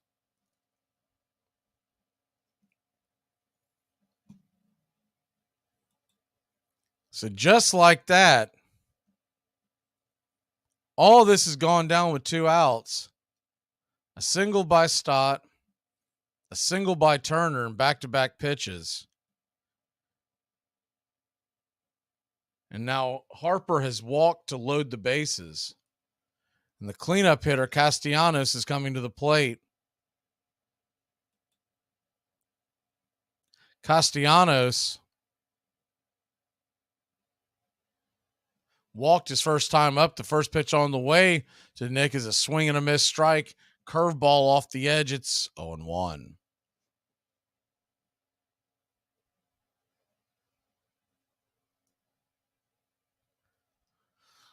The 0-1 from Charlie off the plate wide, misses well wide of the plate. It's 1-1. Ducks all over the pond. He's gone curveball outside to start the at bat. The 1-1 from Charlie. Fastball high and out of the zone, 2-1. Nowhere to put Castellanos. First 3 pitches have been nibblers, all outside the zone. One that Nick took a swing at. So nowhere to run, nowhere to hide here for Charlie now on a 2-1 delivery. Swing and a miss, curveball. Got him to chase it. It's 2-2. Wonder if he'll do that again. If we'll be more aggressive and try to put him away. Morton, by the way, is up over 50. He's now at 54 pitches on the afternoon, just 3 innings in. It's a high pitch total. The 2-2. Swing and a miss, strike 3. Got him. Big strikeout for Charlie Morton. Let's go. Grab the bats. The Braves looking for their first base runner. 7-8-9 coming to the plate. Today I'm going to show you how to tie a tie with the help of my gay nephew, Peter Piscitello. Gay? I'm not gay. What are you talking about? Of course you are. No, I'm not. Why would you think I was gay? You ever hear yourself talk, Peter? You're gay. What are you talking about? This is how I talk. Peter, you got nothing to be ashamed about. The whole family supports you. Excuse me, the whole family? Here are some baseball facts you might not have known. In the early days of baseball, some hitters would choose to use a flat bat. Batters felt that utilizing a flat bat allowed them to bunt easier. But Rule 1.10a was instituted stating the bat shall be a smooth, round stick. 2021 Cardinals, Nolan Arenado, Paul Goldschmidt, Tyler O'Neill, Harrison Bader, and Tommy Edman all won a Gold Glove award. This made the 2021 Cardinals the first team in history to win 5 Gold Glove awards. So Deshaun Watson blocked me on Twitter. Guess I must have rubbed him the wrong way. In 1914, a band of rich businessmen hoping to get in on the baseball action formed their own league, the Federal League. They began offering big money to big stars willing to sign up with their teams. They even gave the players the right to become free agents. 81 players were lured to the new league, including Three Finger Brown, Joe Tinker, and Chief Bender. Old ballparks were renovated, and new ones built, including one on Chicago's north side that would one day be called Wrigley Field. But the upstart league was a direct challenge to Ban Johnson, who resented the interlopers just as National League owners had resented him when he launched the American League in 1901. Johnson denounced the competition as pirates and threatened to blacklist any players who jumped to the new league. But to stem the flood of deserting players, he and his owners also raised the salaries of remaining stars and pledged to do better even by average players in the future.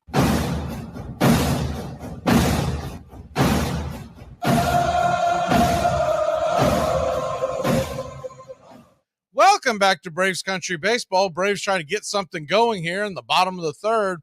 Ozzie Albies comes to the plate, takes the first pitch inside for ball 97 just off the dish. It's 1-0. The 1-0. Swing, and that ball's rifled right at the first baseman, Clemens. And there's quickly one out. It's an atom ball. Get the numbers for you here in a second, but he smoked that pitch. Good to see Terry and Lane here as well.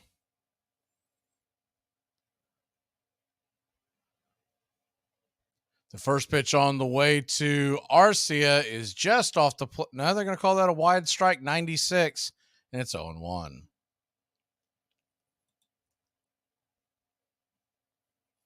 The 0-1 on the way, taken down and off the plate. It's 1-1.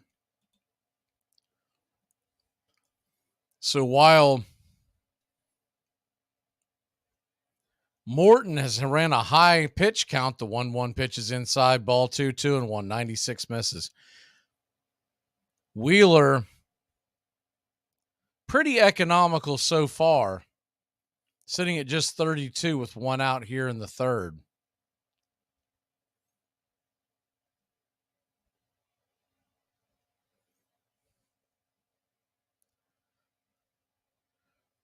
The 2-1 on the way from Wheeler. Swing and a miss, 97 right by him. It's 2-2. That ball off of Ozzie Albies' bat a second ago was 105 miles an hour. The 2-2. Swing, and that ball's dribbled over towards short, making the play his turn, and he'll flip it over to first and get Arcia by a mile, and there's 2 away.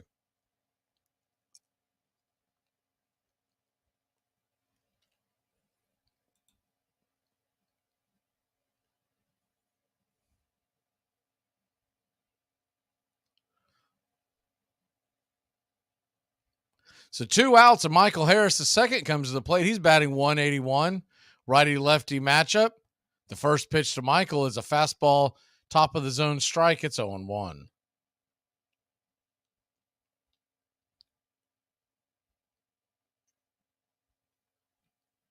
On the way. Inside for a ball, 96. Just misses. It's 1-1.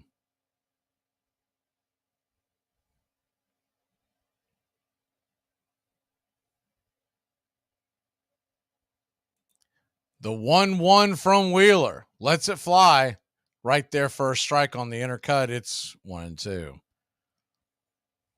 Tough pitch there. That's one of those ones you almost have to take. So if you swing at that, it's going to be a bat breaker and an easy out. The 1-2 in, it hits Harris. He's down. Playfully lays out, so I think he's okay. A little nervous there for a second when he dropped like that. Maybe he first had thought that he got hit harder than he did. Oh, I think thankfully I think it hit that padding that he wears on his leg, the leg guard. Yeah, it hit it right at the side of the leg guard. Thankfully, everyone had a sigh of relief there. I don't know why they don't just bubble wrap all the players in that stuff. Every time they come to play, make them look like Iron Man. Here comes Acuna. Acuna takes the first pitch, and he's roasts one in between the 5-6 hole out to left field. And it's a 2-out single. after a hit by pitch, and we've got runners on first and second and 2 away. But Matt Olson coming to the plate. Good piece of hitting by Acuna. They had him on the shift, but he hit it just right where they ain't. So the first pitch on the way to Olson is way off the plate, high and wide. It's 1-0. 96-mile-an-hour fastball. Matt Olson struck out swinging his last time up.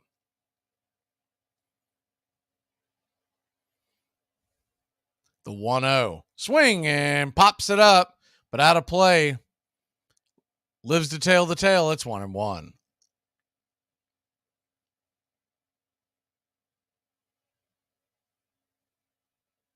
Looking at the Twins game today, man, they have got some god-awful, ugly uniforms every time they play. I mean, I played in restaurant softball leagues where we had better uniforms, and we were wearing T-shirts. The 1-1 pitch swung on and lifted high in the sky to left field, but it's playable. Easy out. Schwarber's underneath it. He'll make the catch, and that'll end the inning.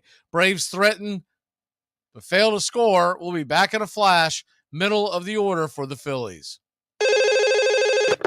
Hello? Hi, is Mark there? Yeah? It's me, Shannon. We met at Jack's party. Yeah! How can I forget? Wow, how you doing? I haven't heard from you in, 9 months. Armchair. Here are some baseball facts you might not have known. The Mets threw a combined no-hitter against the Phillies. Because of 6 walks, it took them 159 pitches. This set the record for the most pitches thrown in a no-hitter. Miguel Cabrera got his 3,000th hit. With that single, he became the first player ever with 3,000 hits, 500 homers, and a Triple Crown. Anthony Rizzo hit 3 homers in a game for the first time in his career. It's the only time where a player hit 3 home runs in a game, averaging just 350 feet. The San Diego Padres may not be known for their defense, but they did just set a new defensive record. The 2022 Padres are the first team in history to start the season with 11 consecutive games without an error. Braves country today. We're talking Southern sports. We go live 3 to 5 weekdays right here on WQEE. Braves country today. Southern sports talk with the voice of Braves country baseball, Mac Magee. Joined every day from sports analysts from all over Braves country, talking college football, the NFL, Major League Baseball, and what's trending in the world of sports. Braves country today. We go live 3 to 5 weekdays right here on WQEE. Ricky barred profanity and poker playing and liquor. Offered evening lectures on baseball theory called Skull Sessions. Keeping a promise to his mother, managed just 6 days a week, leaving an assistant to take over for him on Sundays. In 1919, the Browns' crosstown rivals, the hapless St. Louis Cardinals, offered him a still bigger job as general manager at double the salary. He would spend the next 23 years with the Cardinals and in the process profoundly change the game of baseball. Welcome back to Braves Country Baseball. The Atlanta Braves, Philadelphia Phillies scoreless here in the top of the 4th, and the first pitch is on the way to Schwarber. It's taken right there, first strike. It's 0-1. The 0-1 fastball right there, high and over the plate. It's 0-2. Love to see a quick inning here by Morton, get his pitch count under control. The 0-2 pitch. Swing and a miss, strike 3. 96 miles an hour. Gas on the outer edge. There's one away. The big strikeout by Morton to get the inning going.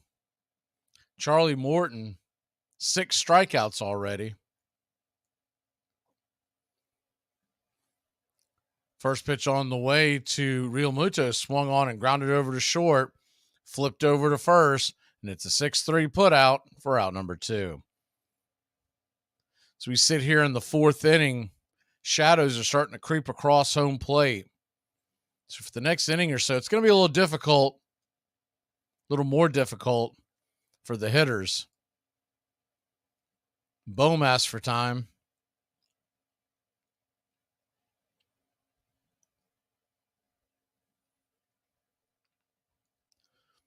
Usually ends up being an issue for about inning and a half, sometimes two. With the new pitch clock, a little more. First pitch on the way to Bohm is a strike at the knees, and it's 0-1. Morton now at 60 pitches on the afternoon. The 0-1 right there for a strike. Good changeup by Charlie, and it's quickly 0-2.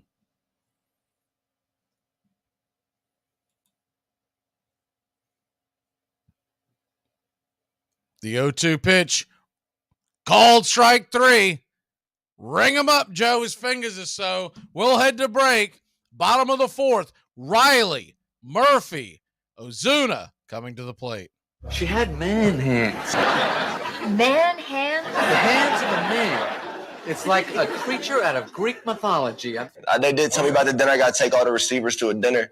That's going to be cool. I'm excited for that. It's not going to be cool. You know they're going to run that bill up? Like 75,000? Oh, yeah. You mean like the Louis the 13th you're going to have to buy at the restaurant? They ain't doing me for 75K. I ain't going to fake it. Nah. It's the rookie dinner. It's all of y'all. You the 10th pick of the draft, too. They know you got 20 guaranteed. Wait, what you say rookie dinner is? He thinks it's his decision. It was so cute. Armchair.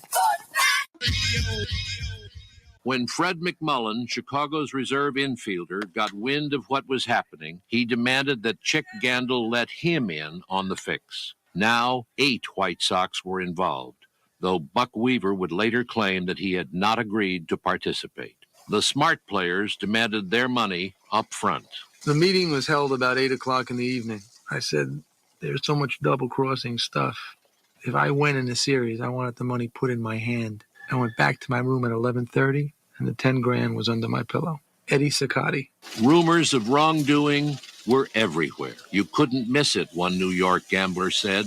The thing had an odor. I saw smart guys take even money on the Sox who should have been asking 5-1. Chicago sports writer Hugh Fullerton was joined in the press box by an ailing Christy Mathewson to judge if everything was on the up and up. Mathewson and Fullerton would quickly see that it was not. Everybody in the game knew it was happening. Nobody was even pretending that it wasn't happening. No one was admitting it out loud for the public. How could you admit it for the public? What would that mean?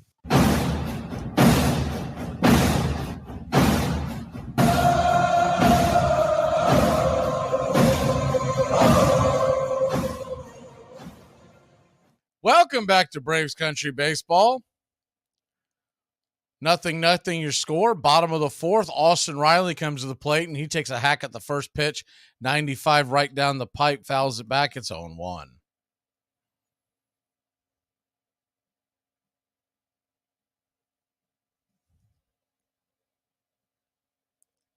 The 0-1 pitch. Swing and fouls it back. 96 straight back. It's 0-2.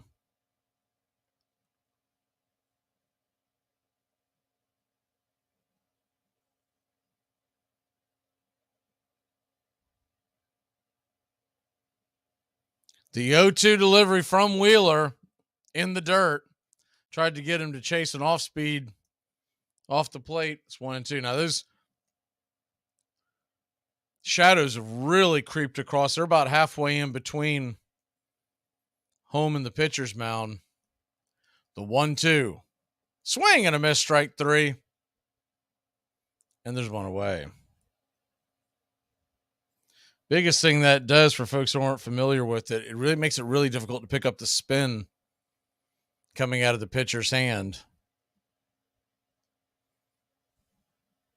As bad as the Minnesota City Connect jerseys are, or whatever they're wearing today, Baltimore takes the cake. I mean, they are just absolutely abysmal.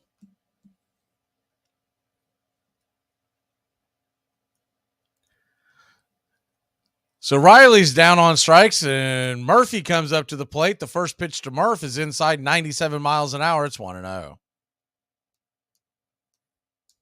If you haven't seen the Baltimore ones, they're black head to toe with block letters of Baltimore. That's about it. Like, I mean, they're the most generic thing. The 1-0 pitch swung on, and that ball's going to get dropped down into left field. Schwarber gives chase. Murphy's digging for second. Here he comes. Here's the slide. He's safe.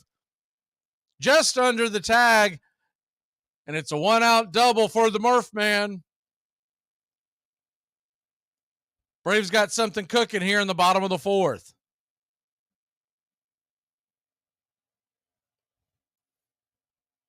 Got that top spin on it and got it over the head of the third baseman, and he was hauling it coming out of the batter's box. Doesn't run well, but he runs hard. First pitch on the way to Ozuna is a swing and a miss strike, 97 miles an hour. Man, oh man, when he first took that lean back and hack, I thought he might be getting one. That's right in his wheelhouse. He just mistimed it. Shadows really becoming an issue at this point. The 0-1 pitch in the dirt. Good take by Marcel. It's 1-1.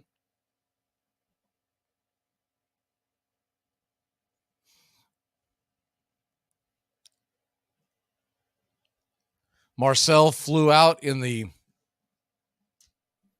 second inning. Pitch where he just missed connecting. Now batting .237, the 0-1 pitch. Swing, and that ball is rifled over towards third. Backhanded by Bones. Going to have to throw off his knees. He'll get Ozuna by about a step on the play. Murph makes it all the way down to third. But there are 2 outs. Good defensive play by Bohm. Had to backhand it.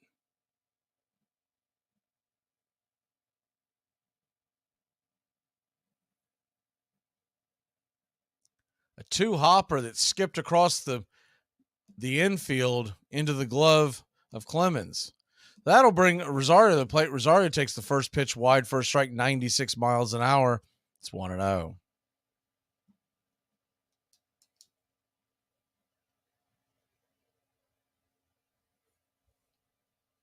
The 1-0.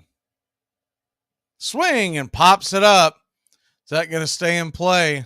Looks like it is. JT Realmuto makes the one-handed grab, and that'll end the inning. So the Braves threaten but fail to score. We'll head to the top of the fifth, bottom of the order coming up for the Phillies. Listen, if you feed your kid frozen pizza or chicken nuggets for dinner, you are a terrible parent. I don't care what it takes.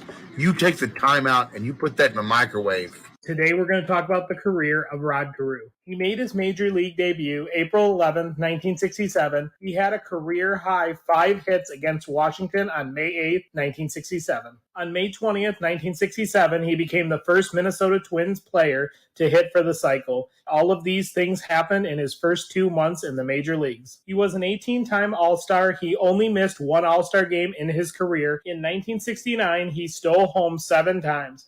Only Ty Cobb has stolen home more in 1 season. He hit 300 or better from 1969 to 1983. He never struck out 100 times in a season. He won 7 batting titles in his career and 4 straight from 1972 to 1975. He would miss out on a 5th straight batting title by .002. He led the American League in hits 3 times in his career. Over his 19-year career, he batted .328, had 3,053 hits, scored 1,424 runs, stole 353 bases, and had a .393 on-base percentage. He also won an MVP award in 1977. He was elected to the Baseball Hall of Fame in 1991 with 90.5% of the vote. America's entry into World War I was very near in the spring of 1917.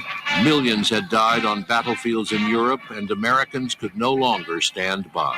Baseball was eager to show that it was ready to do its part. Van Johnson ordered teams to learn close order drill, and the Washington Senators showed off their marching skill, led by the athletic young Assistant Secretary of the Navy, Franklin Delano Roosevelt. Welcome back to Braves Country Baseball. First pitch on the way to Marsh is a curveball off the plate wide. It's 1-0.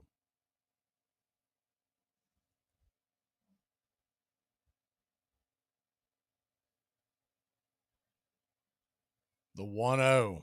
Swing and a miss. Curveball in the dirt. It's 1-1.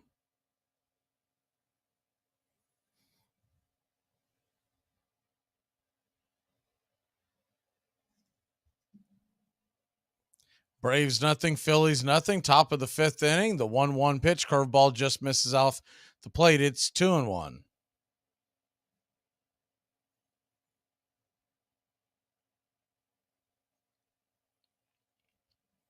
The 2-1 on the way. Way outside wide. Ball 3-1.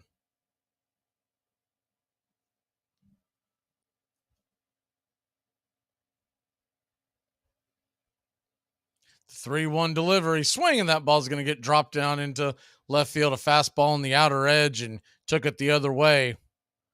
Scooped up by Rosario, but it's a leadoff single by Marsh for the Philadelphia Phillies.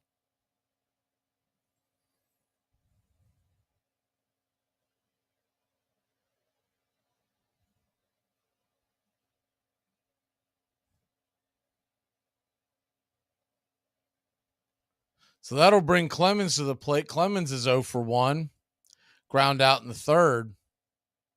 Marsh leading off of first. The first pitch on the way. Swing, and that ball's banged foul towards the first base dugout. It's 0-1.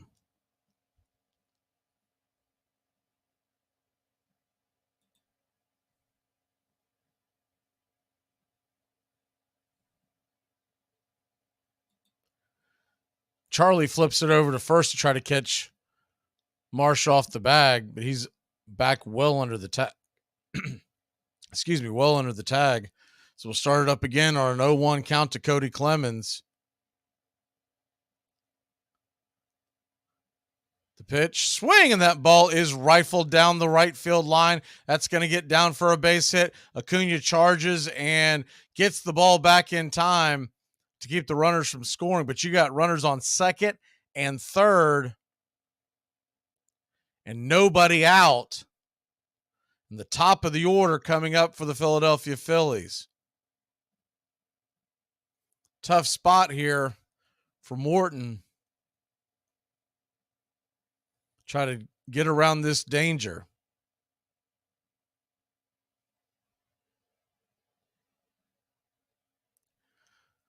So Stott comes up. He's 1 for 2. Braves infield defense is actually playing back. First pitch on the way is swung on and lifted high into left field. Going back on the track, making the catch is Rosario, but that'll be out number 1, and it will be a run on the play. Clemens tags up from second and gets to third. So trouble still a brewing. Marsh easily jogs home. But just under the tag as Rosario fired it into third. So now you got 1 on, 1 out, but the runner is at third. And Trey Turner coming to the plate. First pitch to Turner is a fastball off the edge. It's 1-0. Trey Turner batting .247. 5 home runs. The 1-0 swing and a miss, 95 miles an hour. It's 1-1.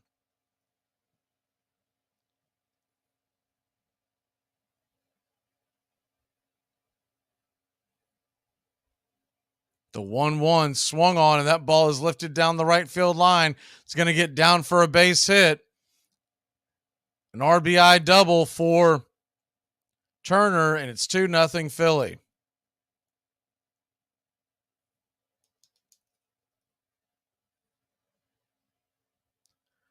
Kind of just dinking and dunking their way around the bases.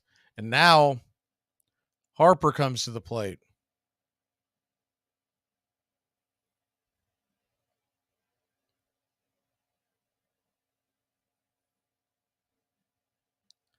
So Harper comes to the plate with 1 on, 1 out, 2 in.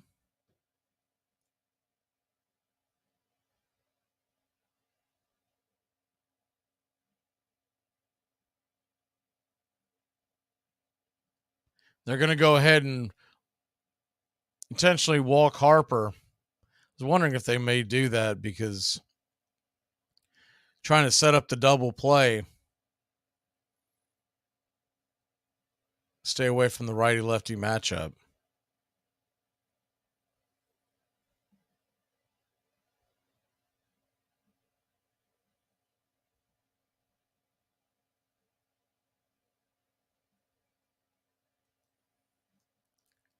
So that'll bring Castellanos to the plate. Castellanos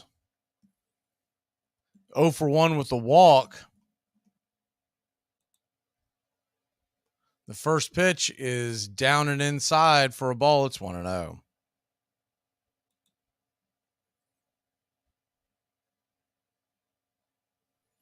Castellanos struck out swinging his last time up. The 1-0 swing and a miss. Fastball on the inside part of the plate. It's 1-1.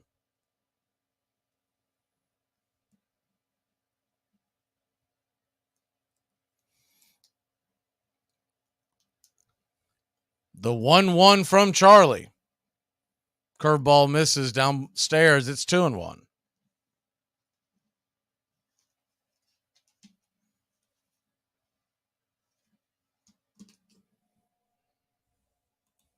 The 2-1 pitch. Fastball right there for a strike on the outer edge. It's 2-2. Good fastball by Morton.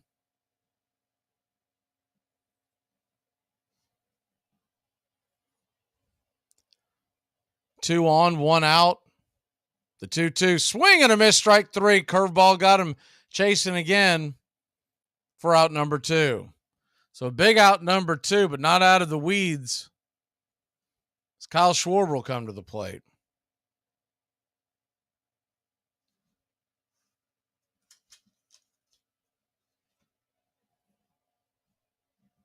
Charlie Morton, 8 strikeouts.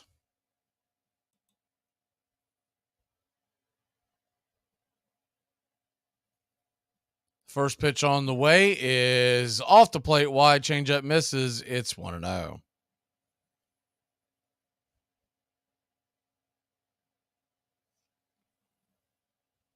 Charlie lets it fly. Fastball misses high and outside. It's 2-0.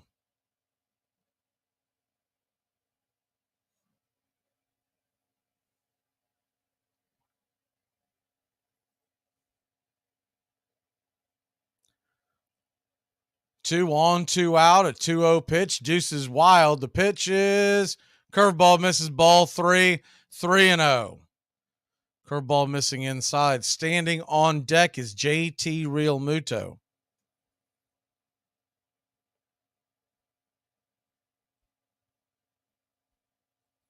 The 3-0. Down below the knees, tried to get him chase the changeup. And it's a 4-pitch walk to load the bases. Wonder if they may have been pitching around him to get to the right-hander, though. Not that Realmuto is an easy out.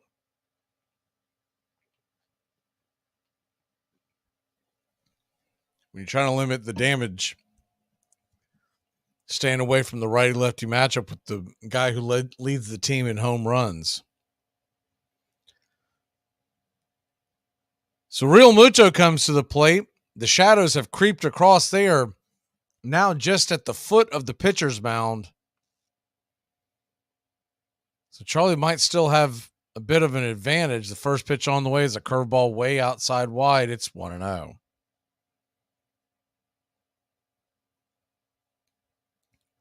Make that 1-1, excuse me. The 1-1. Curveball tried to get him chase it again. It's 2-1. I think he's going to get him to chase that curveball like he's gotten Castellanos to. So he's pitched himself behind here. A 2-1 to Castellanos. Down below the knees, ball 3, 3-1. Nowhere to put JT. The bases are juiced. There's 2 outs. Second time today that he's worked the bases loaded.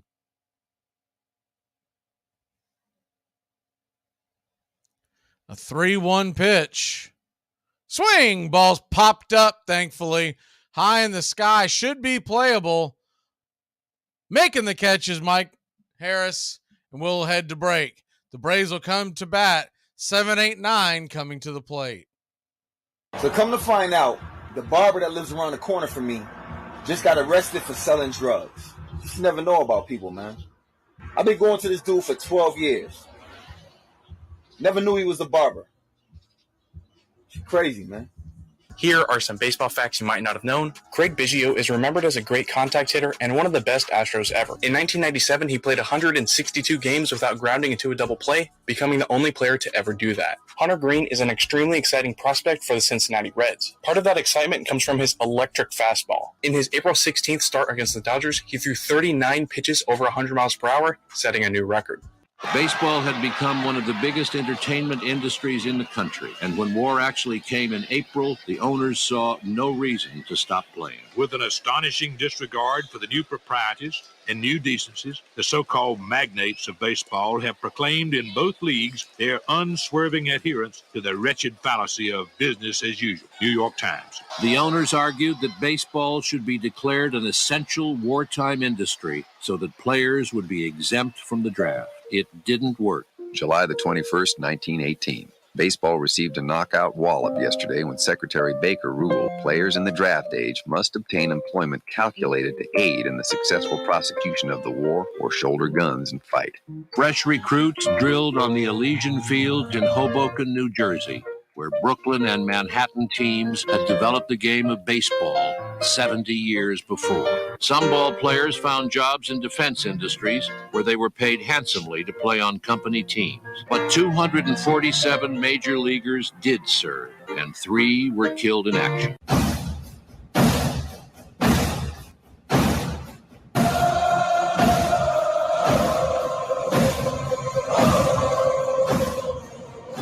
Welcome back to Braves Country Baseball.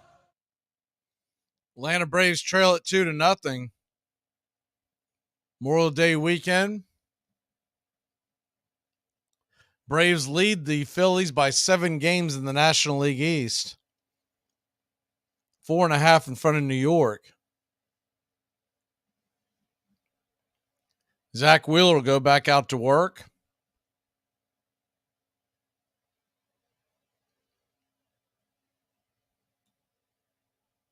And the first pitch on the way to Ozzie Albies was a fastball. Blew it right by him off the plate. It's 0-1.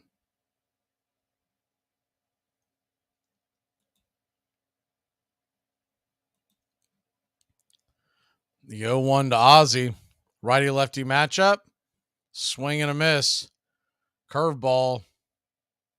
Outer edge. Nowhere near that one. It's 0-2.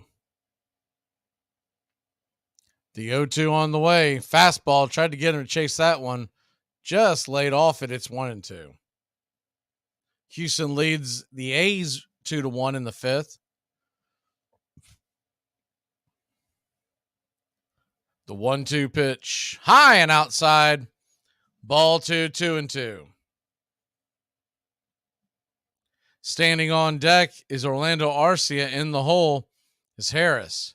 Wind whipping from left to right. The 2-2 down below the knees. Good take by Oz. You can tell he wanted to take a hack at that. He even bent with it. But now it's a full count. So he should get something to hit here. The 3-2. Swing and hits it high, deep down the line, but out of play. Do it again at 3-2.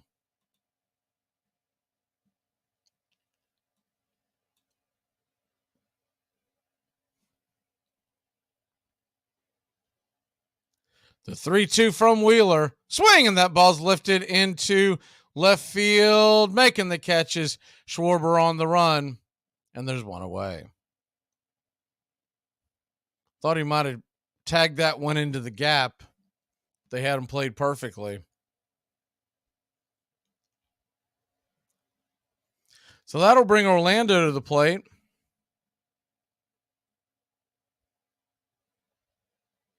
Orlando 0 for 1, grounded out to short his first time up. First pitch is in the dirt. Sweeper misses. It's 1-0. Dodgers lead the Rays 3-2. About midway through that one. Seattle 4-0 over Pittsburgh in the 4th. The 1-0 inside fastball misses. It's 2-0.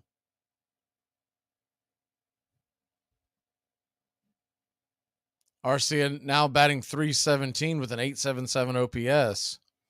The 2-0 delivery. Swing and a miss. 96-mile-an-hour fastball. Top of the zone.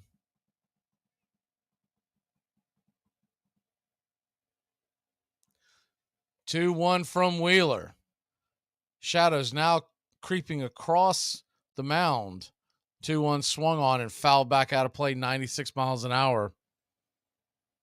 Outside the zone, just off the plate, it's 2-2. So a 2-2 count to Orlando. Harris on deck. The wind up, the pitch, swing and a miss, strike three. The Braves' day game offensive woes continued. There's two away.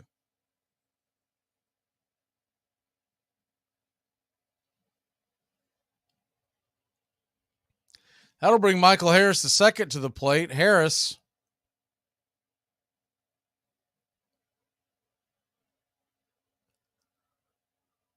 was hit by a pitch the first time up. First pitch to Harris is a curveball on the outer edge. It's 0-1.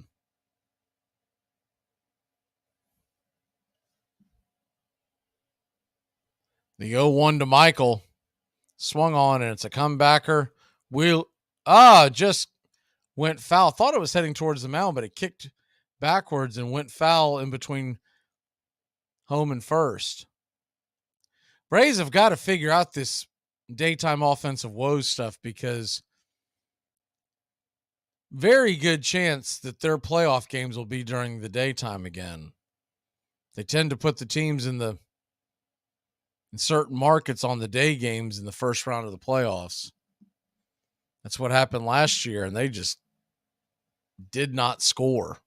The 0-2, down below the knees again, it's 1-2.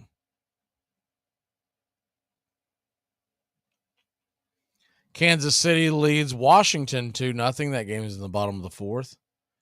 Singer versus Gray. The 1-2 to Harris. Curveball, caught him looking.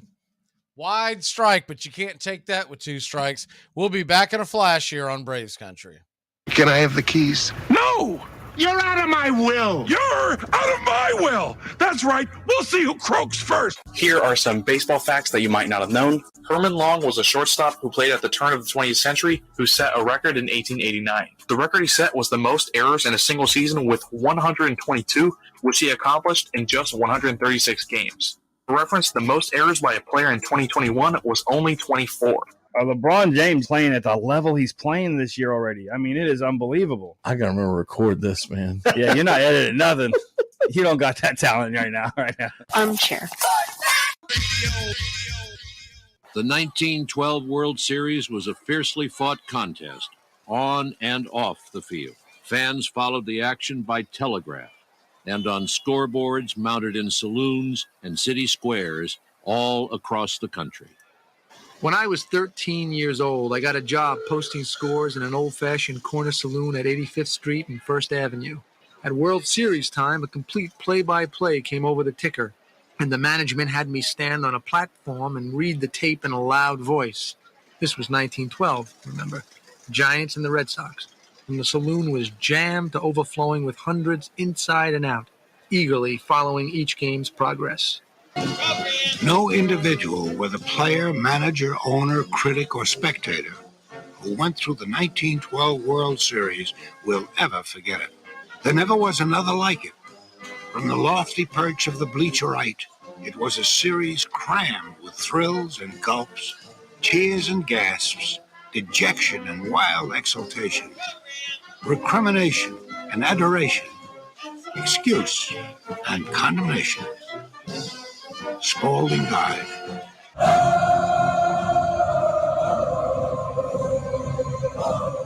Welcome back to Braves Country Baseball. Bottom of the order, Alec Boehm leads off. Righty-righty matchup versus Morton. First pitch on the way is swung on. That ball is ripped into left field, down for a base hit, and it's a leadoff single for the Phillies. Morton left that one hanging in the zone. He's fortunate that's all that it went was for a single. Way too much of the plate on that one. So that'll bring Marsh to the plate. Marsh, 1 for 2, a run scored, a strikeout. His last time up. Singled to left. First pitch on the way to March is a strike at the bottom of the zone. 95 miles an hour. It's 0-1.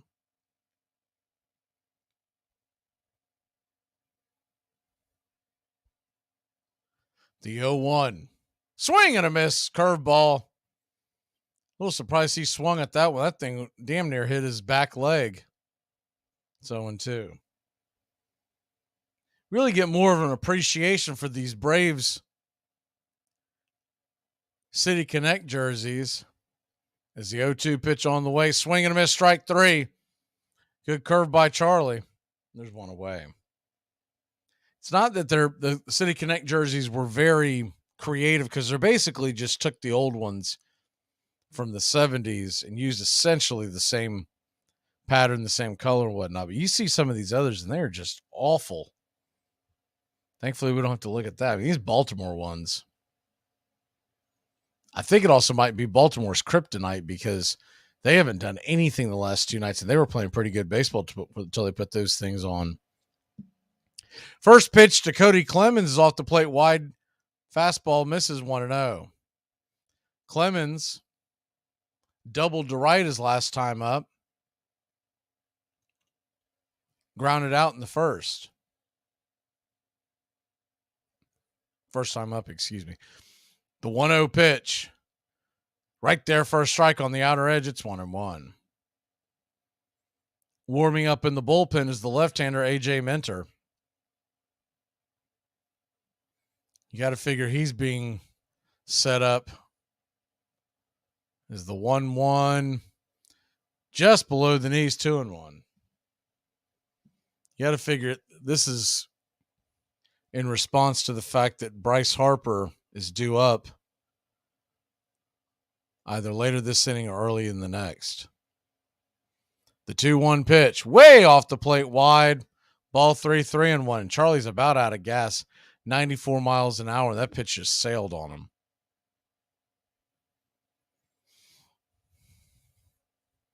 Charlie gritting his teeth, trying to summon every little bit that he's got left. The 3-1 swung on, and that ball is going to get dropped down into center field for a base hit.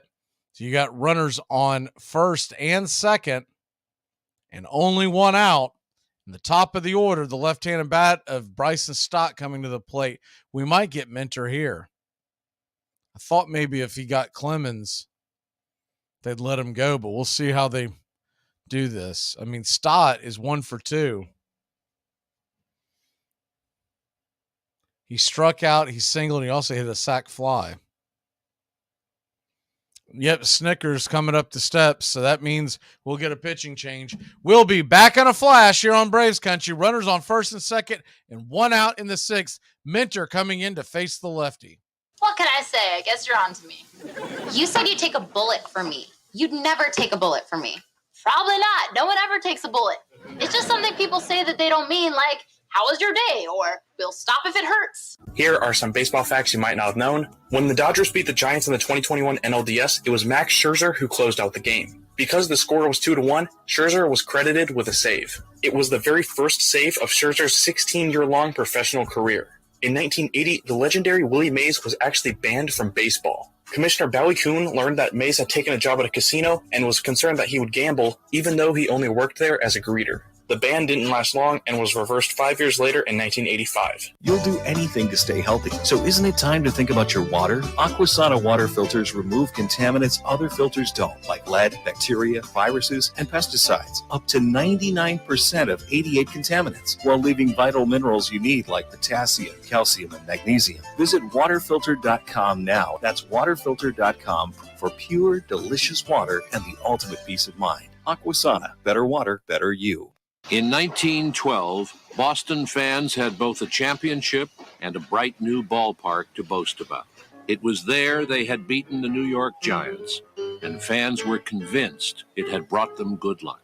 Built in a marshy area called the Fens, The park's most prominent features included a badly sloping left field that was called Duffy's Cliff because Red Sox left fielder Duffy Lewis had learned to play it so well. The left field wall was just 320 feet from home plate and was very friendly to right-handed hitters and very damaging to the windows of store owners across the street.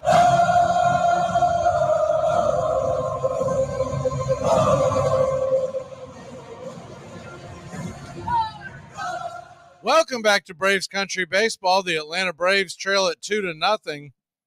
Runners on first and second, one out here in the top of the sixth, and A.J. Minter coming on to face Stott, Turner, and possibly Harper. Lefty-lefty matchup here. Talked about Stott's big hit against Minter last year. First pitch on the way is swing, and that ball's fouled back out of play. 94 up top. It's 0-1.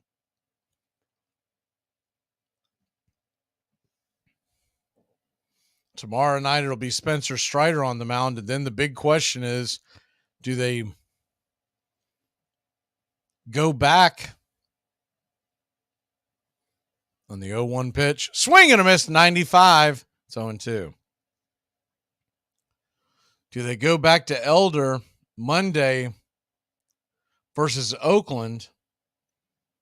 A bullpen game, which is possible with the addition of Derek Rodriguez to the bullpen. If you missed that today, Dylan Dodd being sent down. The 0-2 swung on and hit high into left field on the run. Making the catch is Eddie Rosario. He flips it over to first to try to catch the runner napping. A big out, number 2. The other possibility that's been rumored out there is Soroka making his debut on Monday. They can't announce anything if they're going to make a move on the roster. So Mum will probably be the word until after Sunday night's game. First pitch on the way to from Minter to Turner. It's a fastball, misses high in the zone. It's 1-0.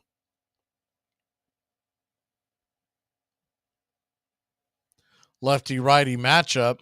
The 1-0 from Minter. Swing, and he rips that over to Riley. Backhands it. Fires it across first. And it's a one-hopper into the glove of Matt Olson. And, woo, we got out of that one. Wipe the sweat from your forehead, Braves country. We're going to grab the bats at the top of the order. 1971. That was my first year on the job. Bad year for libraries. Hippies burning library cards. I don't judge a man by the length of his hair or the kind of music he listens to. Rock was never my bag. But you put on a pair of shoes when you walk into the New York Public Library, fella. Sure, go ahead. Laugh if you want to. I've seen your type before. Flashy, making the scene. I got a flash for you, Joy Boy. Party time is over. And Pascual Perez just threw a baseball into the Cubs dugout, and another one came flying right back out. And there's another one, and it's hit one of the umpires out of the mound. Now Don Zimmer's coming up, and he'll argue that Perez started it. He threw a ball into the dugout, and he did. Harry Wendelstedt and Zimmer. You see Zimmer's hot. Pascual was being tended to on the mound. It appeared that his right hand, his pitching hand, may have been hit by that line drive. So now Ron McLean is up talking to him. The huddle is around him. Somebody must have said something from the Cub dugout, and Pascual just lobbed a baseball into the dugout, and in short order it came flying right back out. And when the ball came out, it hit home plate umpire Bill Hahn. One of the Cubs is going to be fined for throwing the ball. Going to be fined because that guy's pitcher threw the ball in our dugout. A little bit of a smile on Pascual's face as if he's gotten away with something here. Armchair.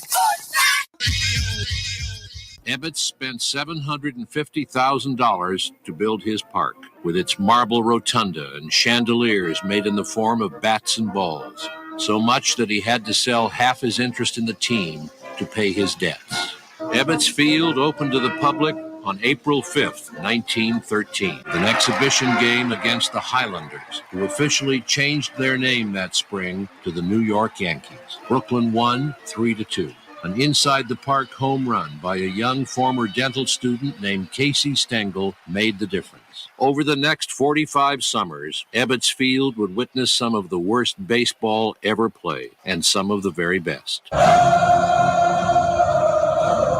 Welcome back to Braves Country Baseball. Ronald Acuna Jr. digs in. The first pitch on the way to Ronald is a fastball, misses high in the zone. Just out of the zone, it's 1-0. Wheeler now at only 70 pitches through 6. The 1-0 to Ronnie. Inside, ball 2, 2-0. This will be the third time through the order for the Atlanta Braves offense. Hopefully they can get something going. A bloop and a blast ties this. The 2-0 to Acuna swung on and pops it up. Weak out to first base. And it's out number 1. Acuna really struggling at the plate here recently, the last 4 or 5 days. You almost wonder if they just need to give him a day off.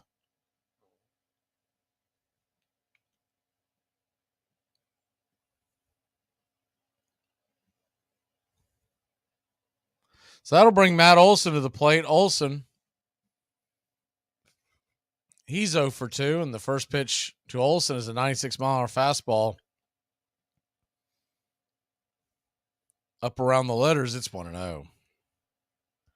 The 1-0 to Olson. Swing, and that ball's lifted high and deep into right center field, but Marsh is underneath it. He'll catch it at the warning track, and it's allowed out number 2. The way Wheeler's going, he's headed for a complete game. I mean, they're not working the count at all with him today. Just 74 pitches and 2 outs here in the 6th. That'll bring Austin Riley to the plate. Riley's 0 for 2, and the first pitch is swung on right there. It's fouled back out of play, 97 miles an hour, about knee high. It's 0-1. They might be in a hurry to go eat some barbecue this afternoon. I don't know. They're not working the count. The 0-1 pitch. Fastball just off the edge. Good take by Austin. It's 1-1.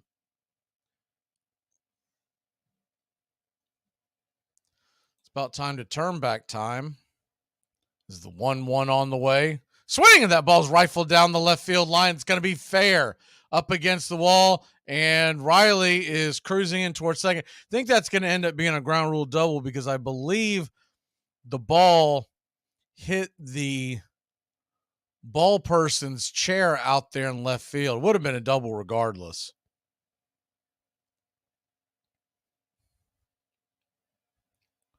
Just got out of their way, and yeah, it hit the chair. So it was going to be a double regardless. So no harm, no foul, realistically. A single could at least cut this into in half, make it a 1-run game if Murphy can come through. First pitch on the way to Murphy is a fastball, misses inside for a ball. It's 1-0. Murphy 1 for 2. Doubled in the 4th. On this date in 1928 is the 1-0 on the way from Wheeler is right there down below the knees, but called for a low strike. It's 1-1. This date in 1928, after he clears waivers in the American League, the Braves purchased 35-year-old George Sisler from the Senators for $7,500. The future Hall of Famer will finish his 15-year career with the Boston Braves. The 1-1. Fastball blew it right by him at the knees. It's 1-2. Sisler hit .326 for his career and spent 3 seasons with the Braves. That was in 1928. The 1-2 pitch in the dirt. Good take by Murphy. Curveball. Tried to get him to chase that sweeper that he throws, and it's 2-2. On this date in 1941, play stops in the 7th inning of the Braves-Giants game at the Polo Grounds between Boston and New York. So the crowd of 17,009 and the players can listen to President FDR radio address. The 2-2 pitch. Fastball misses off the plate wide. It's 3-2. Franklin Delano Roosevelt, the president's radio address over the stadium's PA system after FDR announces the national emergency proclamation. The tied 1-1 contest resumes after a 45-minute delay. That was in 41. The 3-2 fastball and called looking strike 3. Murphy, you got to get the bat off your shoulders, son. I mean, they've done this all series long, wanting to get these balls that are nibbling the corner, and the umpires aren't going to give you that. They're just not. We'll be back in a flash. Where's the scissors? I gotta give this thing some flav. What are you doing? Crew necks are for squares and Mormons. Oh, cute. Should we do mine? I don't know. If you have no car, why open the garage? Here are some baseball facts you might not have known. Hall of Famer Jim Palmer is arguably the best Orioles pitcher ever. He had the most wins in the 70s and was remarkably good at limiting homers. Over his 19-year career in the league, Palmer never gave up a grand slam or allowed back-to-back home runs. The legendary Derek Jeter holds a pretty impressive record. He's played the most games at one defensive position without ever playing another, with 2,674 games at shortstop. To protect her home and family in a disaster, Karen was willing to wade through water, mud, and insurance paperwork. Yeah, I can do this. You go, Karen! By simply understanding and updating what her insurance covers and doesn't cover now, she'll be better prepared no matter when disaster strikes. Learn other simple ways to protect your home and family before a natural disaster at ready.gov. That's ready.gov. A message from FEMA and the Ad Council. I'm Amy Lawrence, and I'm up late, always, after hours, hanging out with you on CBS Sports Radio. Check it out, 2 a.m. Eastern, 11 p.m. Pacific. There's something in its intimacy. There's something in that incredible greenness. There's something in the peculiarity of the way that the outfield wall follows its meandering path from right to left. There's something about the way that it fits so tightly and neatly into the city, not surrounded by endless acres of ballparks. And there's something about the fact that it has been the site of so much baseball sorrow, has gone down there, that you can compare it to a Civil War battlefield. It is a vale of tears. You're listening to Braves Country Baseball on Braves Country HD. Please like and subscribe today, youtube.com/@Braves Country.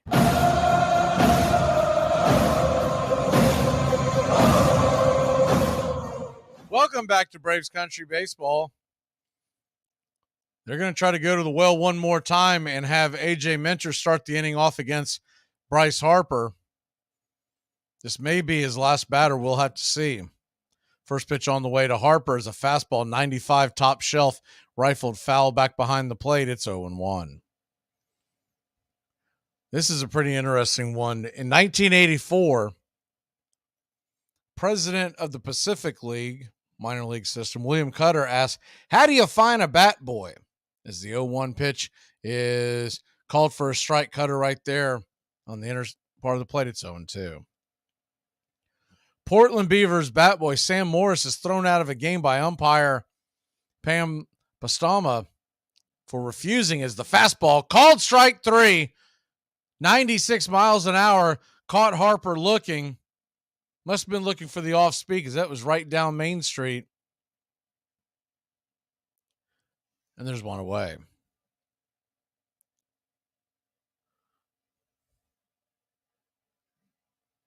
And they are going to pull Minter. We'll be back in a flash here on Braves Country Baseball. Braves heading to the pen with the right-hander coming to the plate.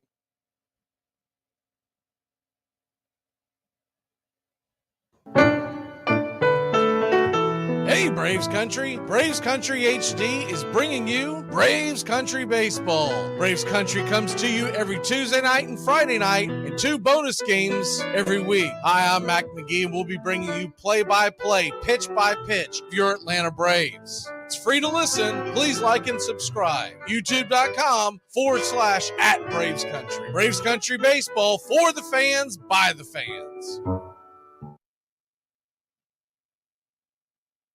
It's the best in sports and entertainment, and get locked in and locked down with Rhino Radio Penitentiary, 7 a.m. to 10 a.m. with your host, me, Ryan O'Neal, each and every morning, right here with the best in sports and entertainment, all the way from professional sports to college sports to River Dragons hockey and everything in between, including some of the very best local and national guests. It's the Rhino Radio Penitentiary, 7 a.m. to 10 a.m. Monday through Fridays, right here on 99.1 FM WQEE. I don't believe what I'm seeing. Where you been all your lives? At an orgy? Listening to Mick Jagger music and bad-mouthing your country, I'll bet. Use your peripheral vision. Understand? Yes, sir. Now, every time I say understand, I want the whole group to say, yes, sir. I'm not playing your stupid game.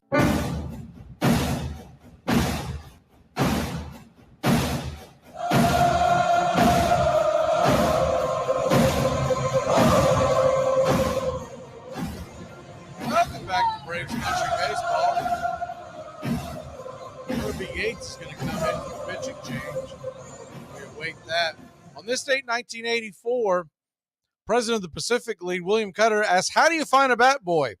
Portland Beavers bat boy Sam Morse is thrown out of a game by umpire Pam Postama for refusing to retrieve a folding chair that is ejected by manager Lee Elia.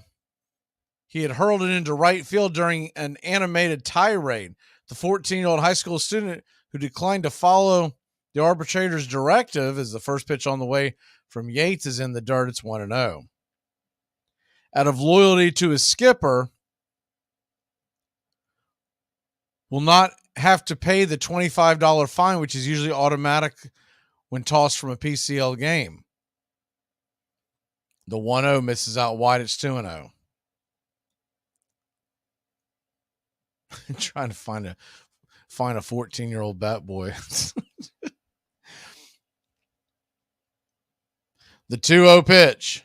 Swing, and that ball's ripped into left field, off the wall, bounces high, and it's a double. Just got underneath the tag. I think if Ozzie holds on to that ball, the way Castellanos came up off the bag during the tag, he probably would have been out.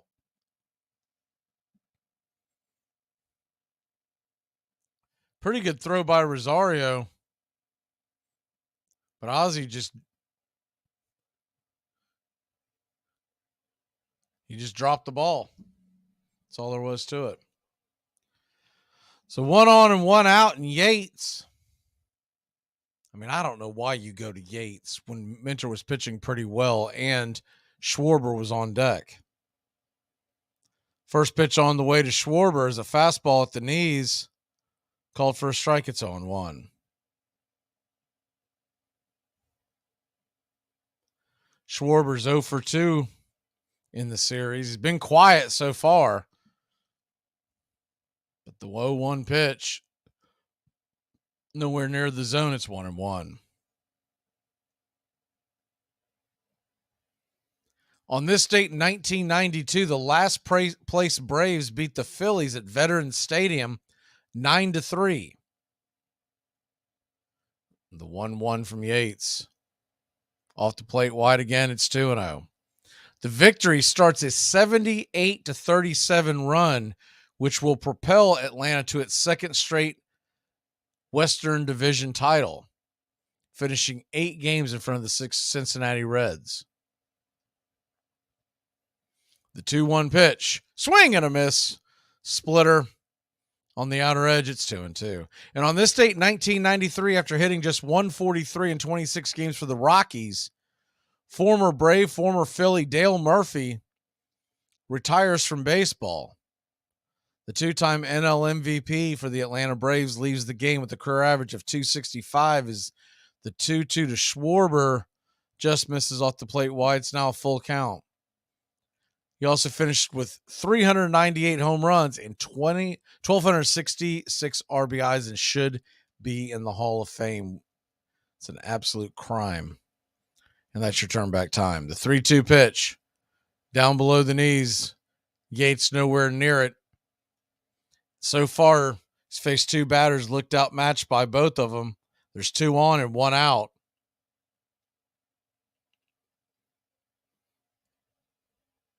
Yeah, I would have left A.J. Minter in. He was pitching well for a chance. Let him roll with it. Make the change in the next inning. First pitch on the way to JT Realmuto is nowhere near the plate. Gets away from Murphy. It's 1-0.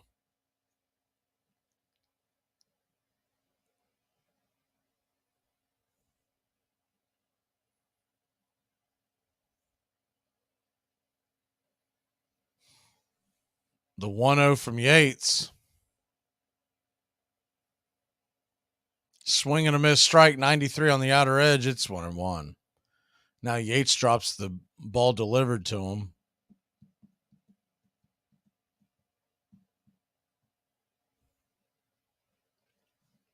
Had high hope for Yates when they first signed him and went through all the injury rehabilitation process and whatnot, but he just has never done anything impressive. The 1-1. Swing and a miss. Splitter out in front. It's 1-2.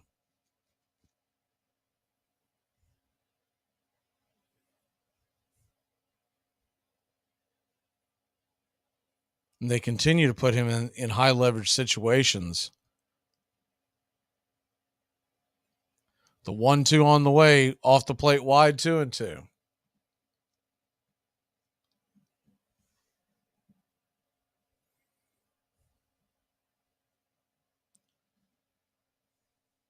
Texas has taken a 4-0 lead over Baltimore. That game is in the 7th.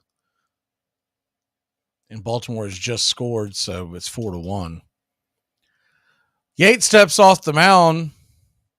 Castellanos goes back to second.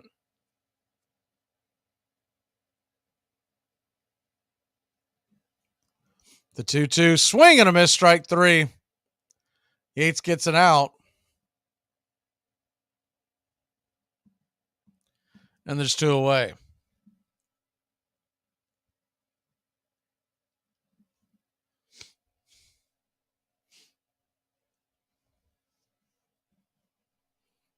If this game were to get out of hand and we don't see Derek Rodriguez, then that might give you an idea of what their game plan may be. But I kind of feel like Rodriguez is being brought up to actually help the pen. The first pitch on the way is swung on and hit high and deep into right field, going back on the track. Making the catch is Acuna at the wall for out number 3. Get up and stretch, Braves country. A bloop and a blast ties this bad boy. All right. I can't see you. Let me hear you. A 1, a 2, a 3. Casey was baseball mad, had the fever and had it bad. Just to root for the hometown crew every stew. Casey Blue. On a Saturday, her young beau called to see if she'd like to go to see a show, but Miss Kate said no. I'll tell you what you can do. Take me out to the ball game. Take me out with the crowd. Buy me some peanuts and cracker jacks. I don't care if I ever get back. Let me root for the home team. If they don't win, it's a shame. For it's 1, 2, 3, stretch around and be home again. Casey saw all the games, knew the players by their first name, told the umpire he was wrong all along, good and strong. When the score was just 2-2, Casey knew what to do. Just to cheer up the boys she knew, she made the gang sing this song. Take me out to the ball game. Take me out with the crowd. I don't care if I never get back.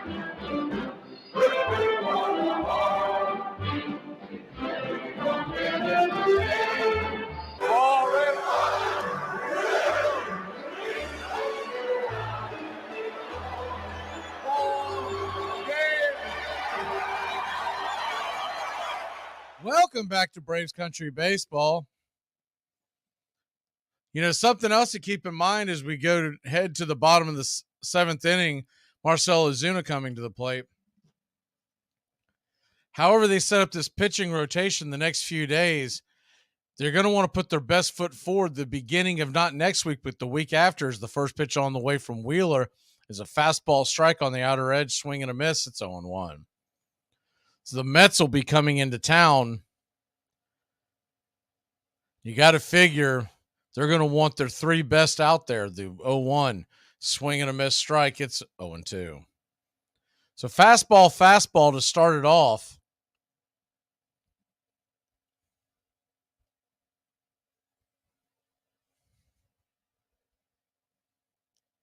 Oh, 2 to Marcell. He asks for time. Steps out for a second.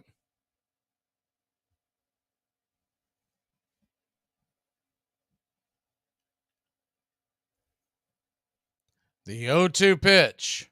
Swing and a miss, strike 3. Got him chasing the breaking ball off the plate.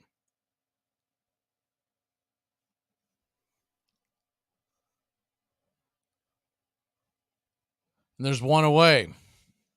One away with Eddie Rosario coming to the plate. Rosario struck out and fouled out.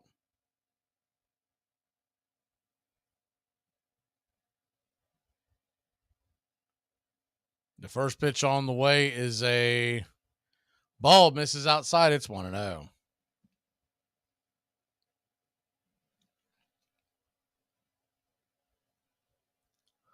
On the way. Swing, and that ball's lifted into center field, going back and making the catch at the warning track for out number 2. Rosario gave it a ride, thought he might be able to get that one in the gap, but Marsh had it played pretty well. And it's a quick 2 outs. Wheeler still at only 88 pitches. He might go out there for the 9th. Probably won't, because it'll be the 4th time through the order, but you never know. So Ozzie Albies will come to the plate. Ozzie's 0 for 2. First pitch on the way to Ozzie is a curveball way off the plate wide. It's 1-0. If Ozzie can find his way on, the tying run will come to the plate. The 1-0. Off the plate wide, ball 2, 2-0.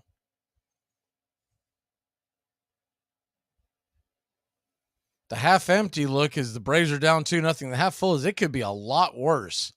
Phillies had hit runners all over the place. The 2-0 pitch misses high and out of the zone, ball 3, 3-0. 2 runs, 8 hits, and no errors. The Braves just 3 hits today.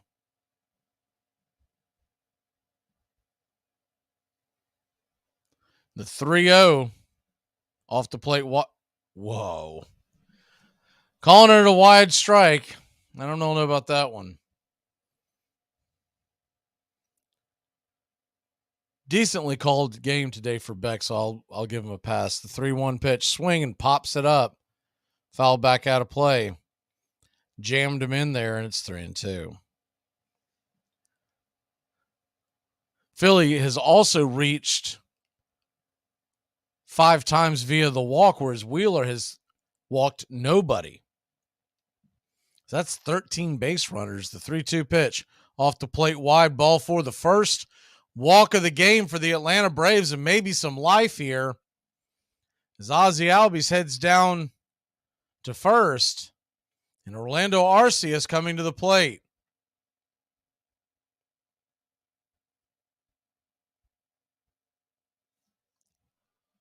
Orlando Arcia, welcome in, Gene. Welcome in, Real Day, Steve. Righty-righty matchup. Arcia is 0 for 2. First pitch is right there at the knees, 95 miles an hour over the plate, and it's 0-1.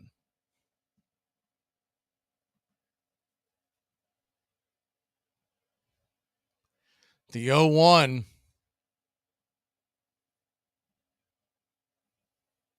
'96th pitch of the day. Swing, and that ball's fouled back out of play. It's 0-2.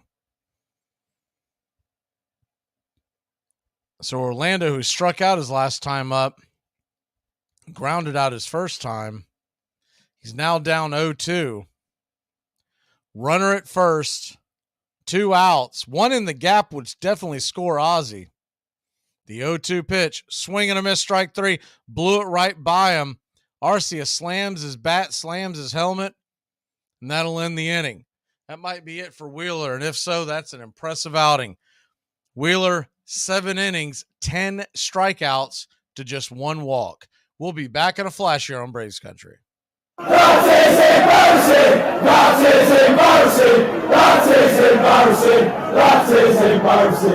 Hi, friend. It's your home speaking, and I need some favors.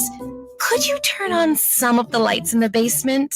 I'm scared of the dark. Also, this one is easy. Could you bundle your home and car insurance with Geico so we could save money? Last thing, just a suggestion. Could you steam clean the carpets?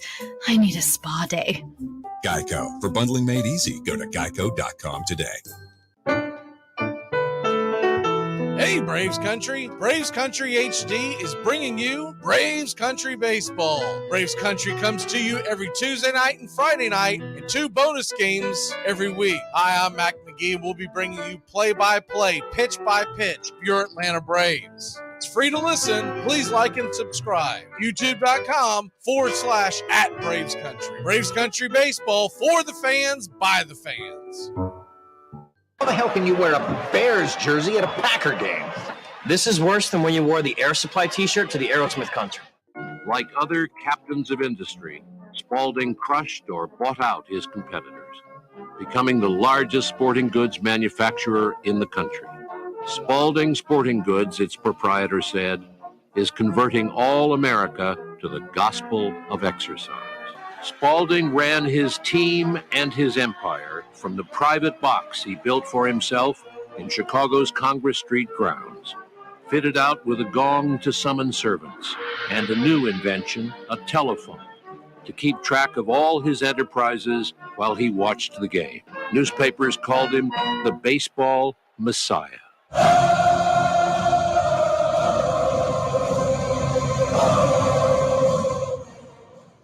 Welcome back to Braves Country Baseball. Heading to the top of the 8th, Jesse Chavez will get the ball, the sparkling 2.01 ERA. Chavez fires the first pitch in, and it is a swing and a foul tip back out of play to Marsh. It's 0-1. Chavez winds up and lets it fly. Swing, and that ball's bounced hard over towards first base side, but foul. It's 0-2. Birthday time here on Braves Country Baseball. Yoan Moncada of the Chicago White Sox turns 28. He's got a 760 lifetime OPS with the White Sox. Chavez looks in, lifts his glove, swing and a miss, strike 3, got him. And there's one away. Nasty pitch by Chavez. Changeup. Not much of a speed difference between his changeup, his cutter, and his sinker, but it's the movement. Only about a 4 or 5 mile an hour difference. First pitch on the way from Chavez to Clemens is a changeup off the plate wide. It's 1-0. Jose Barrios of the Toronto Blue Jays, he turns 29 today. 76 and 54 lifetime. The 1-0 misses outside, ball 2, 2-0. Brad Boxberger turns 35, 84 saves lifetime. The 2-0 pitch right there for a strike. Cutter taken all the way. It's 2-1. Todd Hundley, former catcher for the Dodgers and Mets, he turns 54. The 2-1 misses outside, ball 3, 3-1. Jeff Bagwell and Frank Thomas, 2 Hall of Famers, both turned 55 today. The 3-1 pitch, swing, and that ball is missed on the outer edge. It's 3-2. The 2 Hall of Famers have a combined 960 home runs. Thomas finished with 2 MVPs. Bagwell won. The 3-2 pitch right there, called strike 3. Cutter got him looking, and there's 2 away.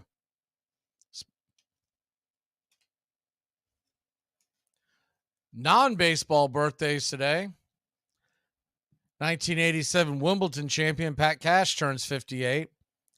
Todd Bridges turns 58 from different strokes. And when I saw Todd Bridges was 58 as the first pitch on the way to Stott is taken for a strike high. It's 0-1. I mean, the first thing that popped in my head is 58. What you talking about, Willis? You ain't 58. The 0-1 is swung on and grounded over towards first, but it was off the foot of Stott. It's kind of limping around. He'll get back up and seems to be okay. Top of his right, it's actually may not have been his foot. It was at the top of his, just past the ankle part of his foot, just underneath the shin. The Philadelphia trainer's out here to look at him, so we'll finish up with the birthdays. Yeah, I could not believe Todd Bridges, 58 years old. I was like, what? In my head, he's like 24.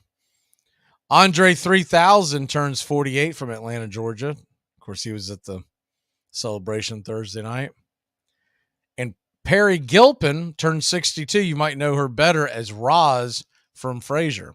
And that's your birthdays for Braves Country Baseball on May 27th.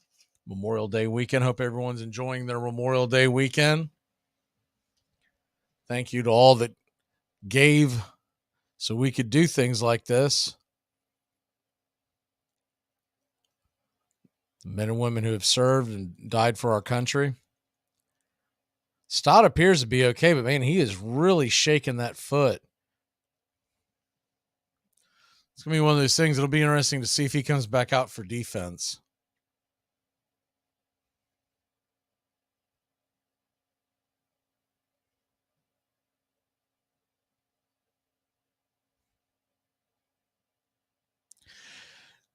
So finally ready to go back at it. And the 0-2 pitch is sails off the plate, wide and out of the zone. Changeup way wide. It's 1-2. The 3 innings that the Braves have scored their most runs in is the 1-2 pitch. Swing and a miss, strike 3. That'll end the inning. The first, the second, and the bottom of the 8th. And we're heading to the 8th with Harris, Acuna, and Olsen coming to the plate. On the subject of this service, what is your opinion of war protesters, and would you today refuse to be drafted? Honey, I just want to keep my own personal views about that to myself, because I'm just an entertainer, and I do not say. Do you think other entertainers should keep their views to themselves too? No, I can't even say that. Here are some baseball facts that you might not have known. Clayton Kershaw is without a doubt a Hall of Famer. In Kershaw's family, he had a great uncle named Clyde Tombaugh. He was an astronomer who, over 100 years ago, discovered the planet Pluto. For those who don't know, eye black is a black adhesive that is used by players to limit glare from the sun. But did you know that none other than Babe Ruth allegedly invented it? Around the 1930s, Ruth was getting distracted by the sun, so he put some black grease under his eyes, and the rest is history. John Joseph McGraw, player-manager of the contentious Baltimore Orioles, had been one of the first National Leaguers to jump to the American League in 1901. But he had not liked it there. He could not bear to have anyone tell him how to play the game. When McGraw refused to stop the constant abuse of umpires, for which he was infamous, Johnson suspended him. McGraw never forgave Johnson. He returned to the National League as manager of the New York Giants, a job he would hold for 31 years, leading his team to 10 pennants and ending in the first division 28 times. No one made a move on the field without his consent. McGraw was said once to have fined a player for hitting a home run that drove in 2 runs because he had ordered him to bunt. The main idea, John McGraw said, is to win. When McGraw won the National League pennant in 1904, he took an especially sweet revenge on Ban Johnson. Rather than have anything to do with the league that had suspended him, he simply refused to play the Boston Pilgrims for the championship. There was no World Series in 1904.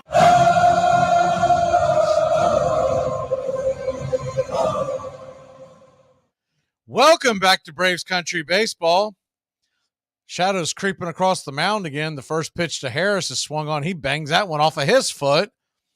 He's limping around 0-1. I think he's going to be okay.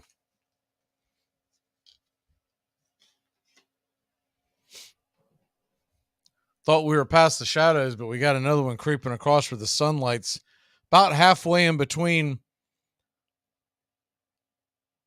the mound and home plate. So you got a sliver of daylight there that's got to be distracting for the hitter. The 0-1 pitch.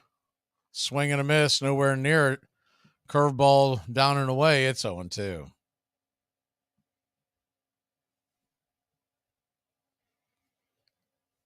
Wheeler about to throw his 100th pitch of the afternoon. The 0-2 pitch. Fastball swing and a miss. Blew it right by Harris. And it's a strikeout and 1 away.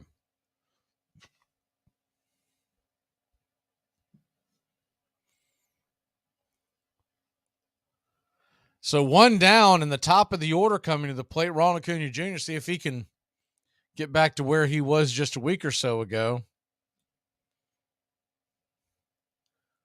1 for 3.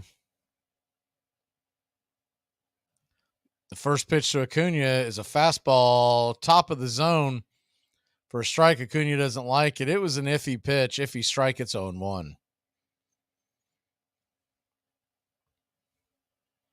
The 0-1 to Ronald. Swing and a miss. My God, that curveball was nowhere near the plate, and Ronald took a hack at that one, and it's 0-2. Too bad that wasn't strike 3 because he could have ran for days. That ball hit home plate and bounced over towards the dugout. The 0-2 to Acuna. Fastball misses high. So they've gone high, low, high. Fastball, curve, fastball. The 1-2 to Ronald. Set up high again. Swing and a miss. Went down low with the curveball. That's exactly how they drew it up. High fastball, low curveball, high fastball, low curveball. Strikeout number 2. Zach Wheeler's absolutely dealing. It's at 104 pitches, 12 strikeouts, just 1 walk and 3 hits. That'll bring Olsen to the plate. Olsen takes the first pitch, curveball down below the knees, and it's 1-0. San Fran leads Milwaukee 3-1. That game is in the 8th. Mets play the Rockies tonight. Verlander on the hill for New York. The 1-0. Swing, and that ball's grounded over to first. That's going to be an easy 3-1 put out. Wheeler steps on the bag, and that'll end the inning. So the Braves do nothing. We head to the top of the 9th, the top of the Philly order coming to the plate. Is that the sass we love or the back talk we hate? Unclear. You know, there's a fine line between quippy and mean. I show her Golden Girls. It's just not sinking in. Okay. ACC football covered like no other here on the Armchair Quarterback. Against the blitz. Touchdown, Florida State. Rock Preston scores the touchdown. And now it's Bowden's decision. And he sends Mowry onto the field right away. Danny Cannell is the holder. Mowry ties it. This game is over. A 31-31 tie. A 31-31 tie. If you're a fan of the ACC, pull up an armchair. You're home.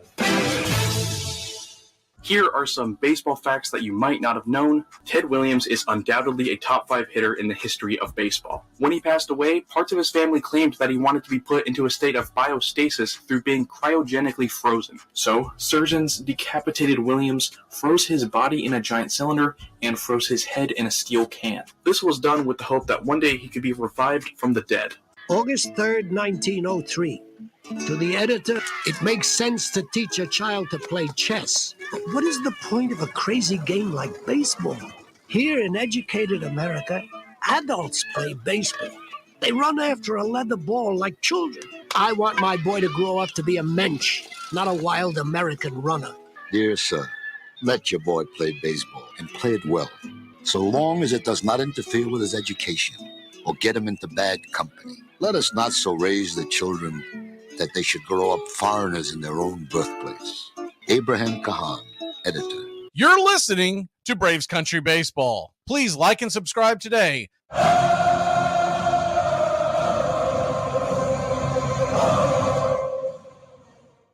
Welcome back to Braves Country Baseball. The Atlanta Braves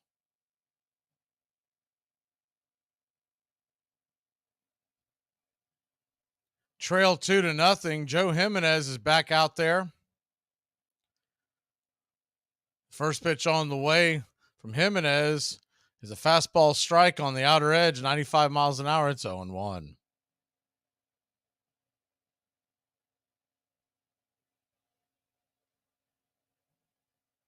The 0-1 off the plate wide, 1-1.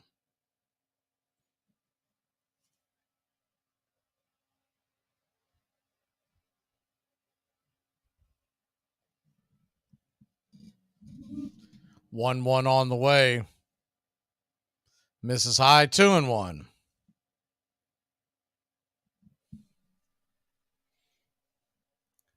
2-1 from Jimenez. Swing, and that ball's fouled down the line. It's 2-2.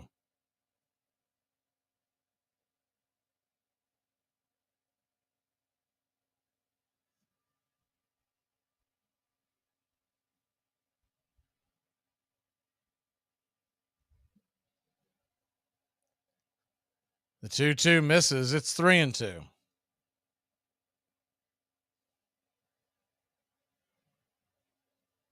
Three-two pitch. Swing and a miss. Strike three. 95 miles an hour. Top shelf. It's 0-1.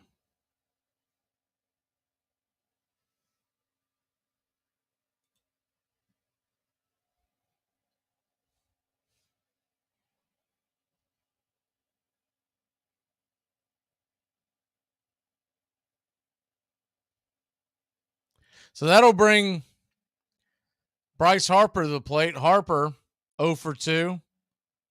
First pitch from Jimenez is a swing and a miss strike at the changeup. Down around the knees, it's 0-1.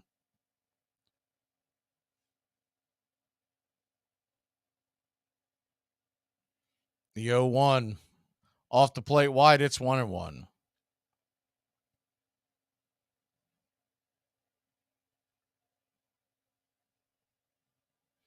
The 1-1 pitch, swing and a miss, 95 miles an hour, outer edge, it's 1-2.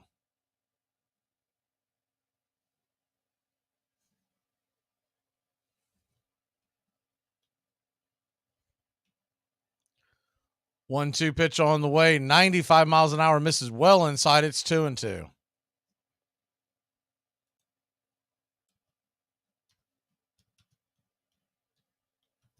A 2-2 count to Harper. Righty-lefty matchup. Swing and files it down the line. 95 at the top of the zone. We'll do it again at 2-2.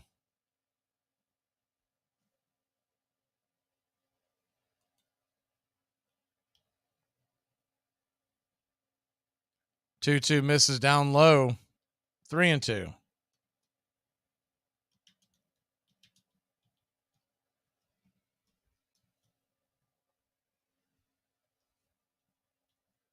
Three-two pitch, swing, and that ball's blasted high and deep into right field, going back on the track at the wall. Ronald Acuna Jr. makes the catch for a loud out number 2.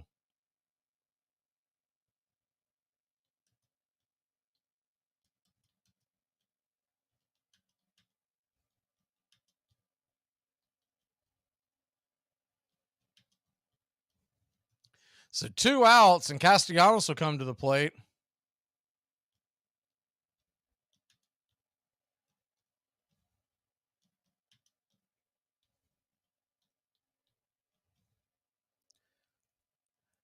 First pitch misses, it's 1-0.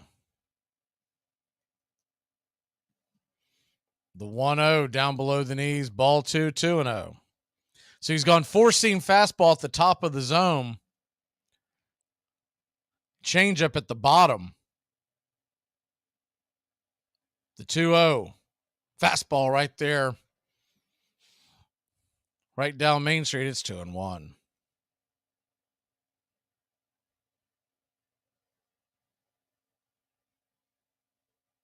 The 2-1. Fastball inside. Just caught the inner edge. It's 2-2. Yeah, Jimenez, he's got the stuff, but he's so inconsistent with his command is what concerns you. But you can see why the Braves went and got him. The 2-2 pitch. Swing, and that ball is lifted and dropped into center field for a 2-out base hit. Like that pitch right there, he'd thrown 2 or 3 really good fastballs, and that one got way too much of the plate and was about bat high. Too easy of a swing for Castellanos.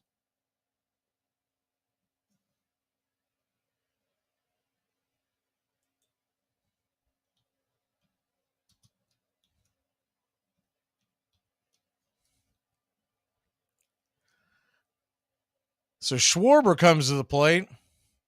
Kyle Schwarber, 0 for 2.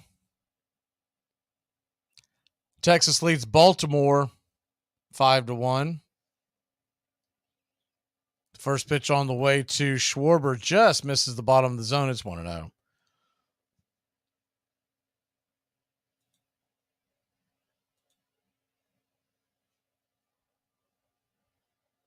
The 1-0.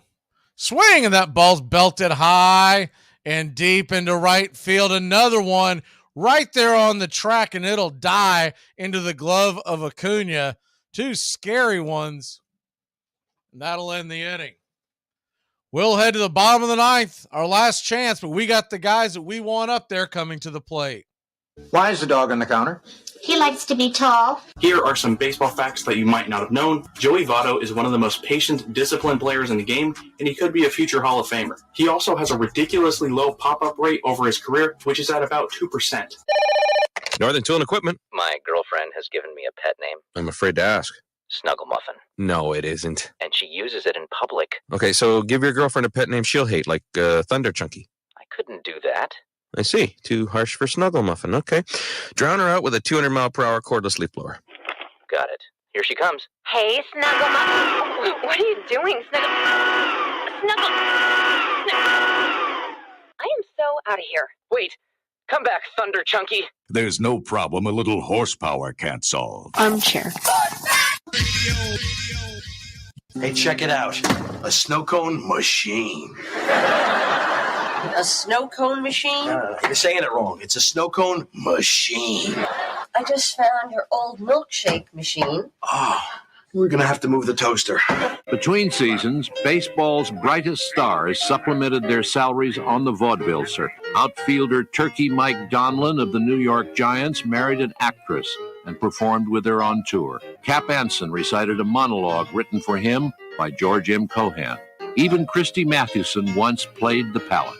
John McGraw, who had no act, he didn't sing, he didn't dance, not that the other players necessarily did, but they tried. John McGraw would go on the vaudeville circuit in the off-season and simply be John McGraw. He would recite, he would answer questions. It was a sort of a Chautauqua form in a low-life territory. You're listening to Braves Country Baseball on Braves Country HD.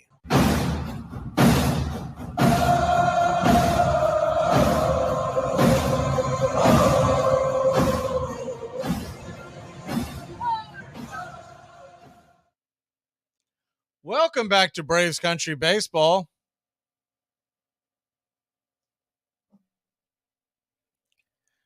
Austin Riley is going to come to the plate, and Craig Kimbrell is going to come on to close. Kimbrell got his 400th career save last night.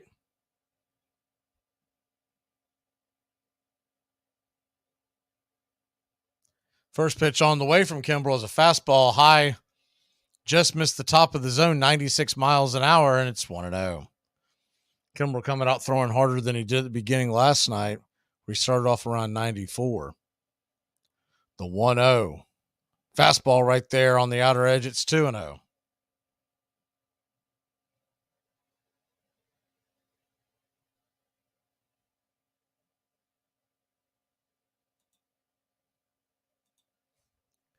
The 2-0 from Kimbrell, righty-righty matchup, pitch on the way, swing, and that ball's fouled high into the stands.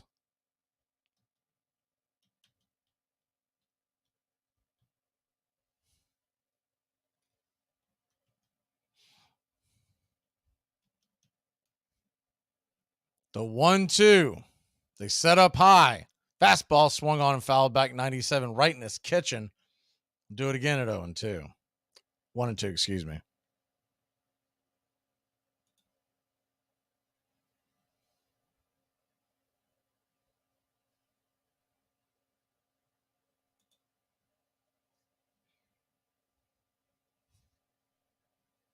The 1-2 pitch. Swing, and that ball's fouled straight back 97 miles an hour right up against the back screen.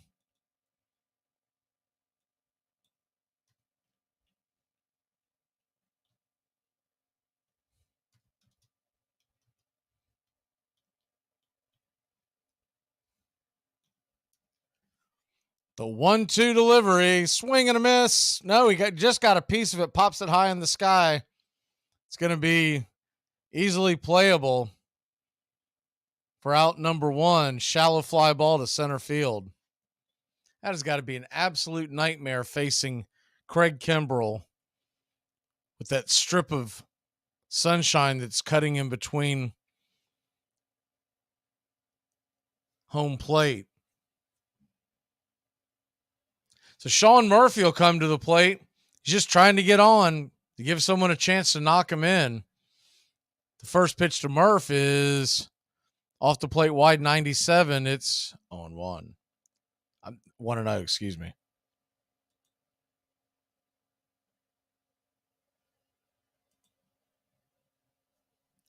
The 1-0 to Murphy. Fastball misses wide 97 miles an hour. It's 2-0.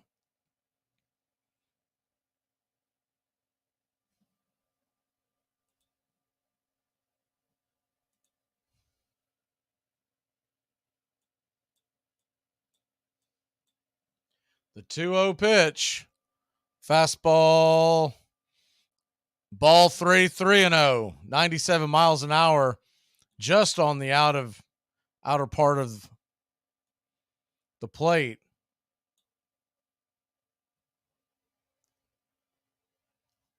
The 3-0 from Kimbrell. Fastball top shelf. Murphy taking all the way as he should. And it's 3-1.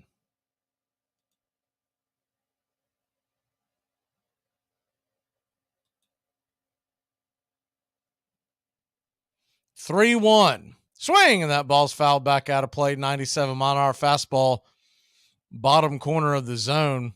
Now the count is full to Sean Murphy.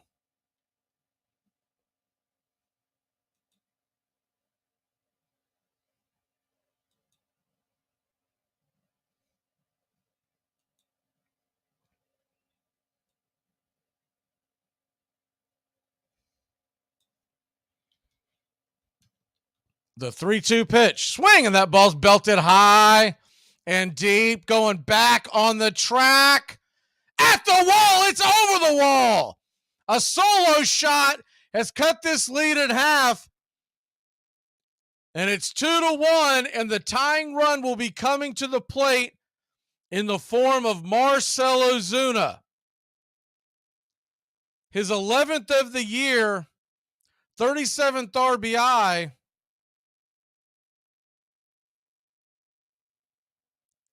He absolutely tattooed that ball high in the sky. It barely got over the left field wall into the first row. That'll bring Ozuna to the plate, and Ozuna takes a swing and a miss at the first pitch. Look like a sweeper, and it's 0-1. 0-1 to Marcell. Righty-righty matchup. Called for a strike. It's 0-2.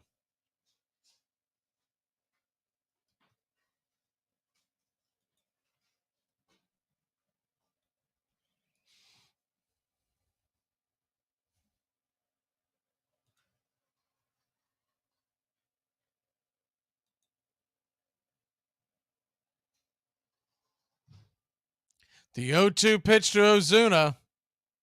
Fastball swing and a miss. A half-hearted swing at that one. Almost like a frisbee flip. And there's 2 away. The 2 outs Marcel looked absolutely confused on that one, kind of handcuffed. I don't know if he was looking for the off speed.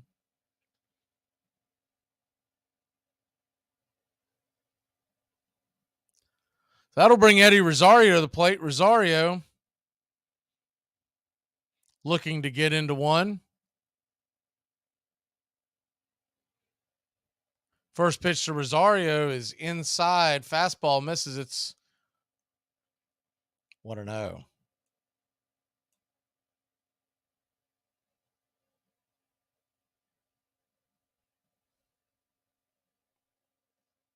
The 1-0, swing and a miss. Curveball down below, knuckle curve. It's 1-1.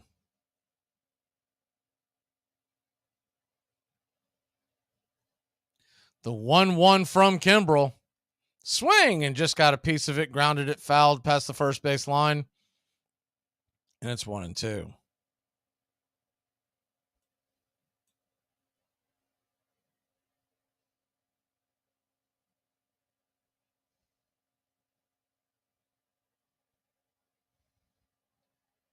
The 1-2 pitch swung on and missed, blew it right by him. Strike three, and Kimbrel gets 2 saves in a row. The Phillies will move within 6 games of the Atlanta Braves as the Braves drop another one. Offense fails to show up.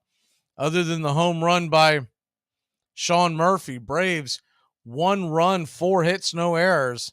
Philadelphia 2 runs, 9 hits, no errors. Really quick moving ball game. We'll call it at 2 hours and 26 minutes. The Atlanta Braves lose their second in a row. Sold out crowd tonight.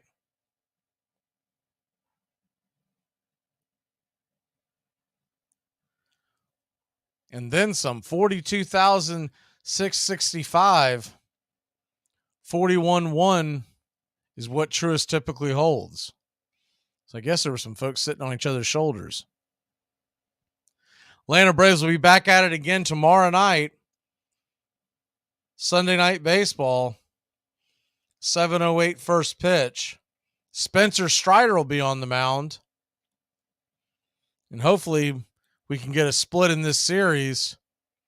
We become Rockies fans tonight. Rockies and Mets, 8:40 first pitch. The Phillies have announced their starting pitcher, by the way. And it was what I was suggesting last night during the broadcast, if you were paying attention to that. They're going to grab the kid, Dylan Covey. Well, I say kid, he's actually a journeyman. Dylan Covey's going to pitch. His last couple outings, he's pitched about 4 innings and has done pretty well. So he's going to be rushed into action. It's be him versus Spencer Strider, a game we should win. We'll be heavily favored. That means nothing in baseball. We'll get that fixed for wasn't able to do it during the broadcast, but we'll get that fixed for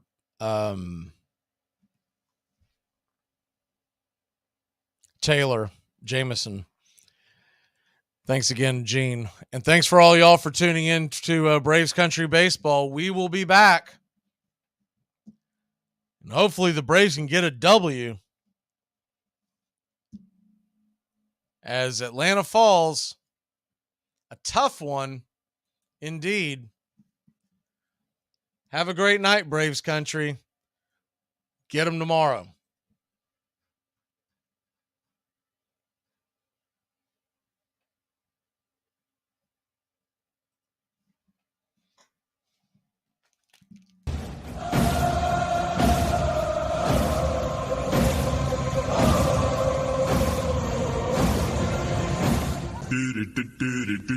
Goodbye, sweetheart, well, it's time to go.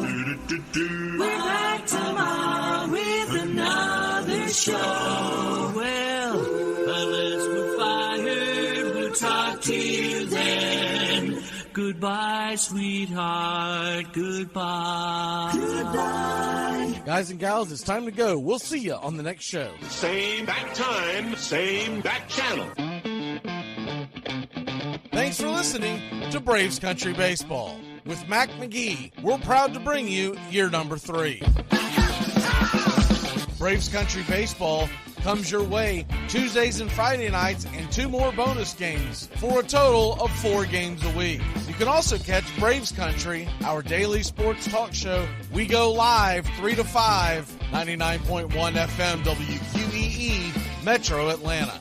Other CBS, ESPN, and independent affiliates nationwide, and simulcast on youtube.com/@BravesCountry. Find Braves Country HD today wherever you stream. Your first choice for Southern sports and the deepest bench in sports talk. Something of the 5th of September. Something of the 5th of September. She said a lot that I can't remember. Something of the 5th. Gonna get another cigarette, please. Can I get another cigarette, please? Yeah, I know I live to regret it. Just give me another cigarette, please. Gonna get another cigarette, please. You're listening to WQEE 99.1 FM, The Key in Noonan, Georgia, home of Braves Country with Mac Magee and the Armchair Quarterbacks, weekdays, 3 p.m. Eastern to 5 p.m. Eastern, right here on The Key and youtube.com/Braves Country.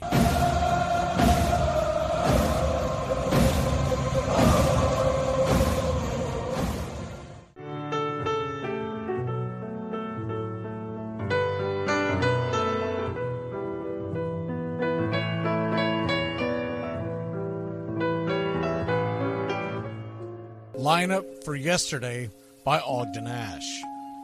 A is for Alex, the great Alexander. More goose eggs he pitched than a popular gander. B is for Bresnahan, back of the plate.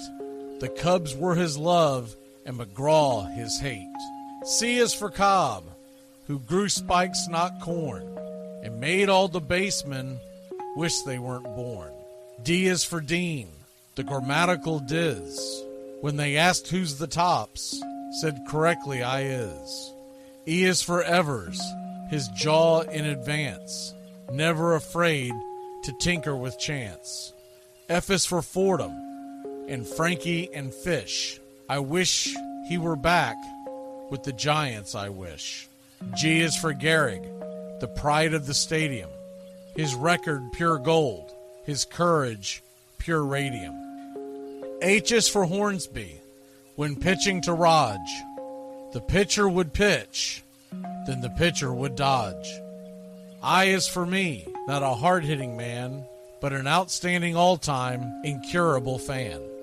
J is for Johnson, the big train in his prime, was so fast he could throw 3 strikes at a time. K is for Keeler, as fresh as green paint, the fastest and mostest to hit where they ain't. L is for LaHoy, whom Clevelanders love, Napoleon himself with glue in his glove. M is for Matty, who carried a charm in the form of an extra brain in his arm. N is for Newsom, Bobo's favorite Ken. You ask how he's here, he talked himself in. O is for Ott, of the restless right foot. When he leaned on the pellet stay put. P is for Plank, the arm of the A's. When he tangled with Matty, games lasted for days. Q is for Don Quixote, Cornelius Mack. Neither Yankees nor years can halt his attack. R is for Ruth, to tell you the truth. There's no more to be said, just R is for Ruth. S is for Speaker, swift center field tender. When the ball saw him coming, it yelled, I surrender. T is for Terry, the giant from Memphis, whose 400 average you can't overemphasize. U would be Ubel if Carl wore a Cockney, but we say Hubble in baseball like football in Rockney. V is for Vance, the Dodgers' very own Dazzy. None of his rivals could throw as fast as he. W, Wagner, the bow-legged beauty, short, close to all traffic with Honus on duty. X is the first of two X's in Fox, who was right behind Ruth with his powerful socks. Y is for Young, the magnificent sigh. People battled against him, but I never knew why. Z is for Zenith, the summit of fame. These men are up there. These men are the game. Lineup for yesterday, Ogden Nash, January 1949, Sport Magazine.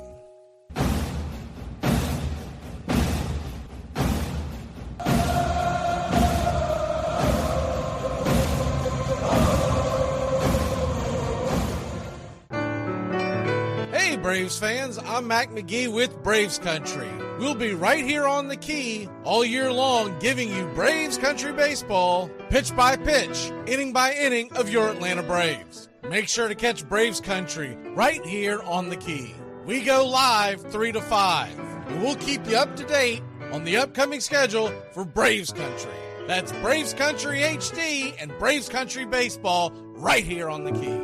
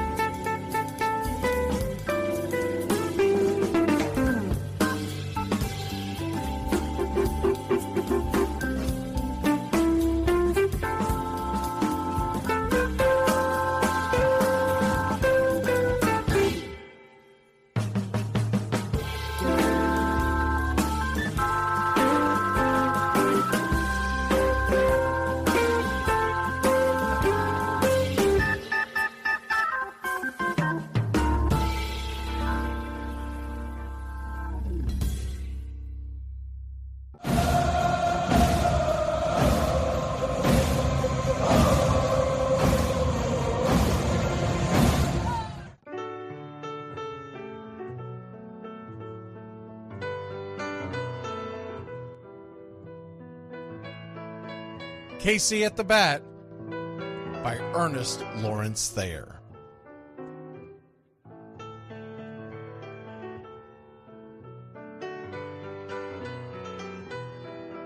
The outlook wasn't brilliant for the Mudville Nine that day. The score stood 4-2, but with 1 inning more to play. And when Cooney died at first, and Barrows did the same, a pall-like silence fell upon the patrons of the game. A straggling few got up to go in deep despair. The rest clung to the hope which springs eternal in the human breast. They thought, if only Casey could but get a whack at that, we'd put up even money now with Casey at the bat. But Flynn preceded Casey, as did Jimmy Blake, and the former was a hoodoo, while the latter was a cake. So upon that stricken multitude grim, melancholy sat, for there seemed but little chance of Casey getting to the bat. But Flynn let drive a single, to the wonderment of all, and Blake, the much despised, tore the cover off the ball. And when the dust had lifted, and men saw what had occurred, there was Jimmy safe at second, and Flynn a hugging third. Then from 5,000 throats and more rose a lusty yell. It rumbled through the valley, it rattled in the dell. It pounded on the mountain and recoiled upon the flat, for Casey, mighty Casey, was advancing to the bat. There was ease in Casey's manner as he stepped into his place. There was pride in Casey's bearing, and a smile lit Casey's face. And when responding to the cheers, he lightly doffed his hat. No stranger in the crowd could doubt 'twas Casey at the bat. 10,000 eyes were on him as he rubbed his hands with dirt. 5,000 tongues applauded when he wiped them on his shirt. Then while the writhing pitcher ground the ball into his hip, defiance flashed in Casey's eye, a sneer cooled Casey's lip. And now the leather-covered sphere came hurtling through the air, and Casey stood a-watching it in a haughty grandeur there. Closed by the sturdy batsman, the ball unheeded sped. "That ain't my style," said Casey. "Strike one," the umpire said. From the benches black with people, there went up a muffled roar, like the beating of a storm waves on a stern and distant shore. "Kill him! Kill the umpire!" shouted someone on the stand, and it's likely they'd have killed him had not Casey raised his hand. With a smile of Christian charity, great Casey's visage shone. He stilled the rising tumult, he bade the game go on. He signaled to the pitcher, and once more the dun sphere flew. But Casey ignored it, and the umpire said, "Strike two!" "Fraud!" cried the maddened thousands, and echoed answered, "Fraud!"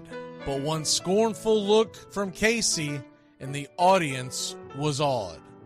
They saw his face grow stern and cold. They saw his muscles strain, and they knew that Casey wouldn't let that ball go by again. The sneer is from Casey's lip. His teeth are clenched in hate. He pounds with cruel violence his bat upon the plate. And now the pitcher holds the ball, and now he lets it go, and now the air is shattered by the force of Casey's blow. Oh, somewhere in the favored land, the sun is shining bright. The band is playing somewhere, and somewhere hearts are light. And somewhere men are laughing, and somewhere children shout. But there is no joy in Mudville. Mighty Casey has struck out. Casey at the Bat, Ernest Lawrence Thayer, published June 3rd, 1888. San Francisco Examiner.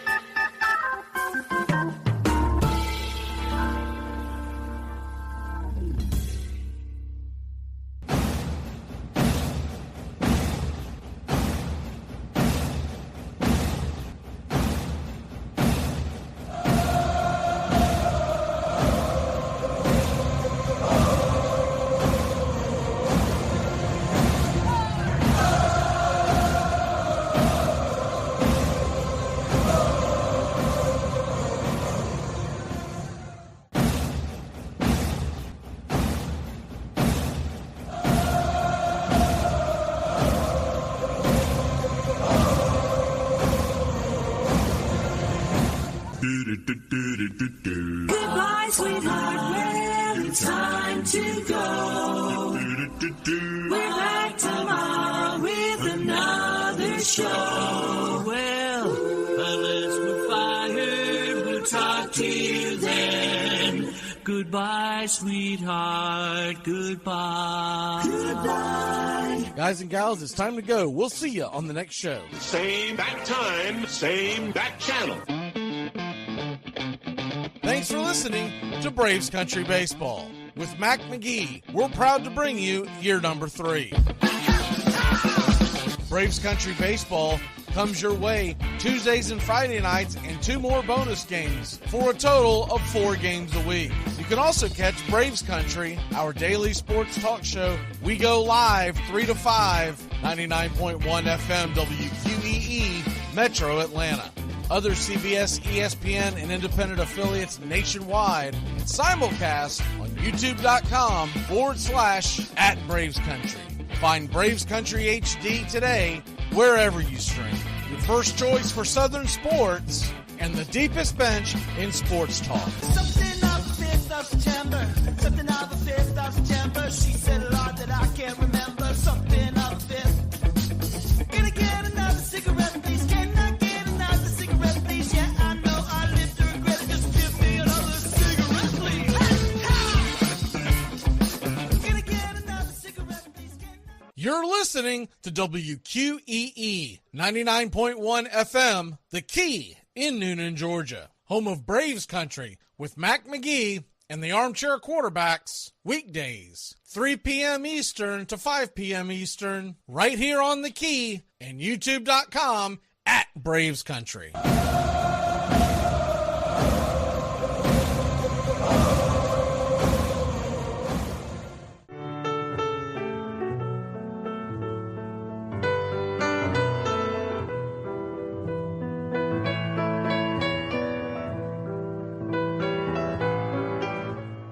Lineup for yesterday by Ogden Ash. A is for Alex, the great Alexander. More goose eggs he pitched than a popular gander. B is for Bresnahan, back of the plate. The Cubs were his love and McGraw his hate. C is for Cobb, who grew spikes not corn and made all the basemen wish they weren't born. D is for Dean, the grammatical diz. When they asked who's the tops, said correctly I is. E is for Evers, his jaw in advance, never afraid to tinker with chance. F is for Fordham, and Frankie and Fish. I wish he were back with the Giants, I wish. G is for Gehrig, the pride of the stadium, his record pure gold, his courage pure radium. H is for Hornsby. When pitching to Raj, the pitcher would pitch, then the pitcher would dodge. I is for me, not a hard-hitting man, but an outstanding all-time, incurable fan. J is for Johnson, the big train in his prime, was so fast he could throw 3 strikes at a time. K is for Keeler, as fresh as green paint, the fastest and mostest to hit where they ain't. L is for LaHoy, whom Clevelanders love, Napoleon himself with glue in his glove. M is for Matty, who carried a charm in the form of an extra brain in his arm. N is for Newsom, Bobo's favorite Ken. You ask how he's here, he talked himself in. O is for Ott, of the restless right foot. When he leaned on the pellet stay put. P is for Plank, the arm of the A's. When he tangled with Matty, games lasted for days. Q is for Don Quixote, Cornelius Mack. Neither Yankees nor years can halt his attack. R is for Ruth, to tell you the truth. There's no more to be said, just R is for Ruth. S is for Speaker, swift center field tender. When the ball saw him coming, it yelled, I surrender. T is for Terry, the giant from Memphis, whose 400 average you can't overemphasize. U would be Ubel, if Carl were a Cockney, but we say Hubble in baseball like football in Rockney. V is for Vance, the Dodgers' very own Dazzy. None of his rivals could throw as fast as he. W, Wagner, the bow-legged beauty. Short, closed to all traffic with Honus on duty.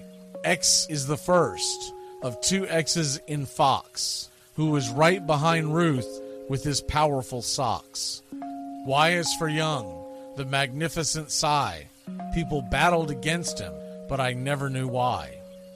Z is for Zenith, the summit of fame. These men are up there. These men are the game. Lineup for yesterday, Ogden Nash, January 1949, Sport Magazine.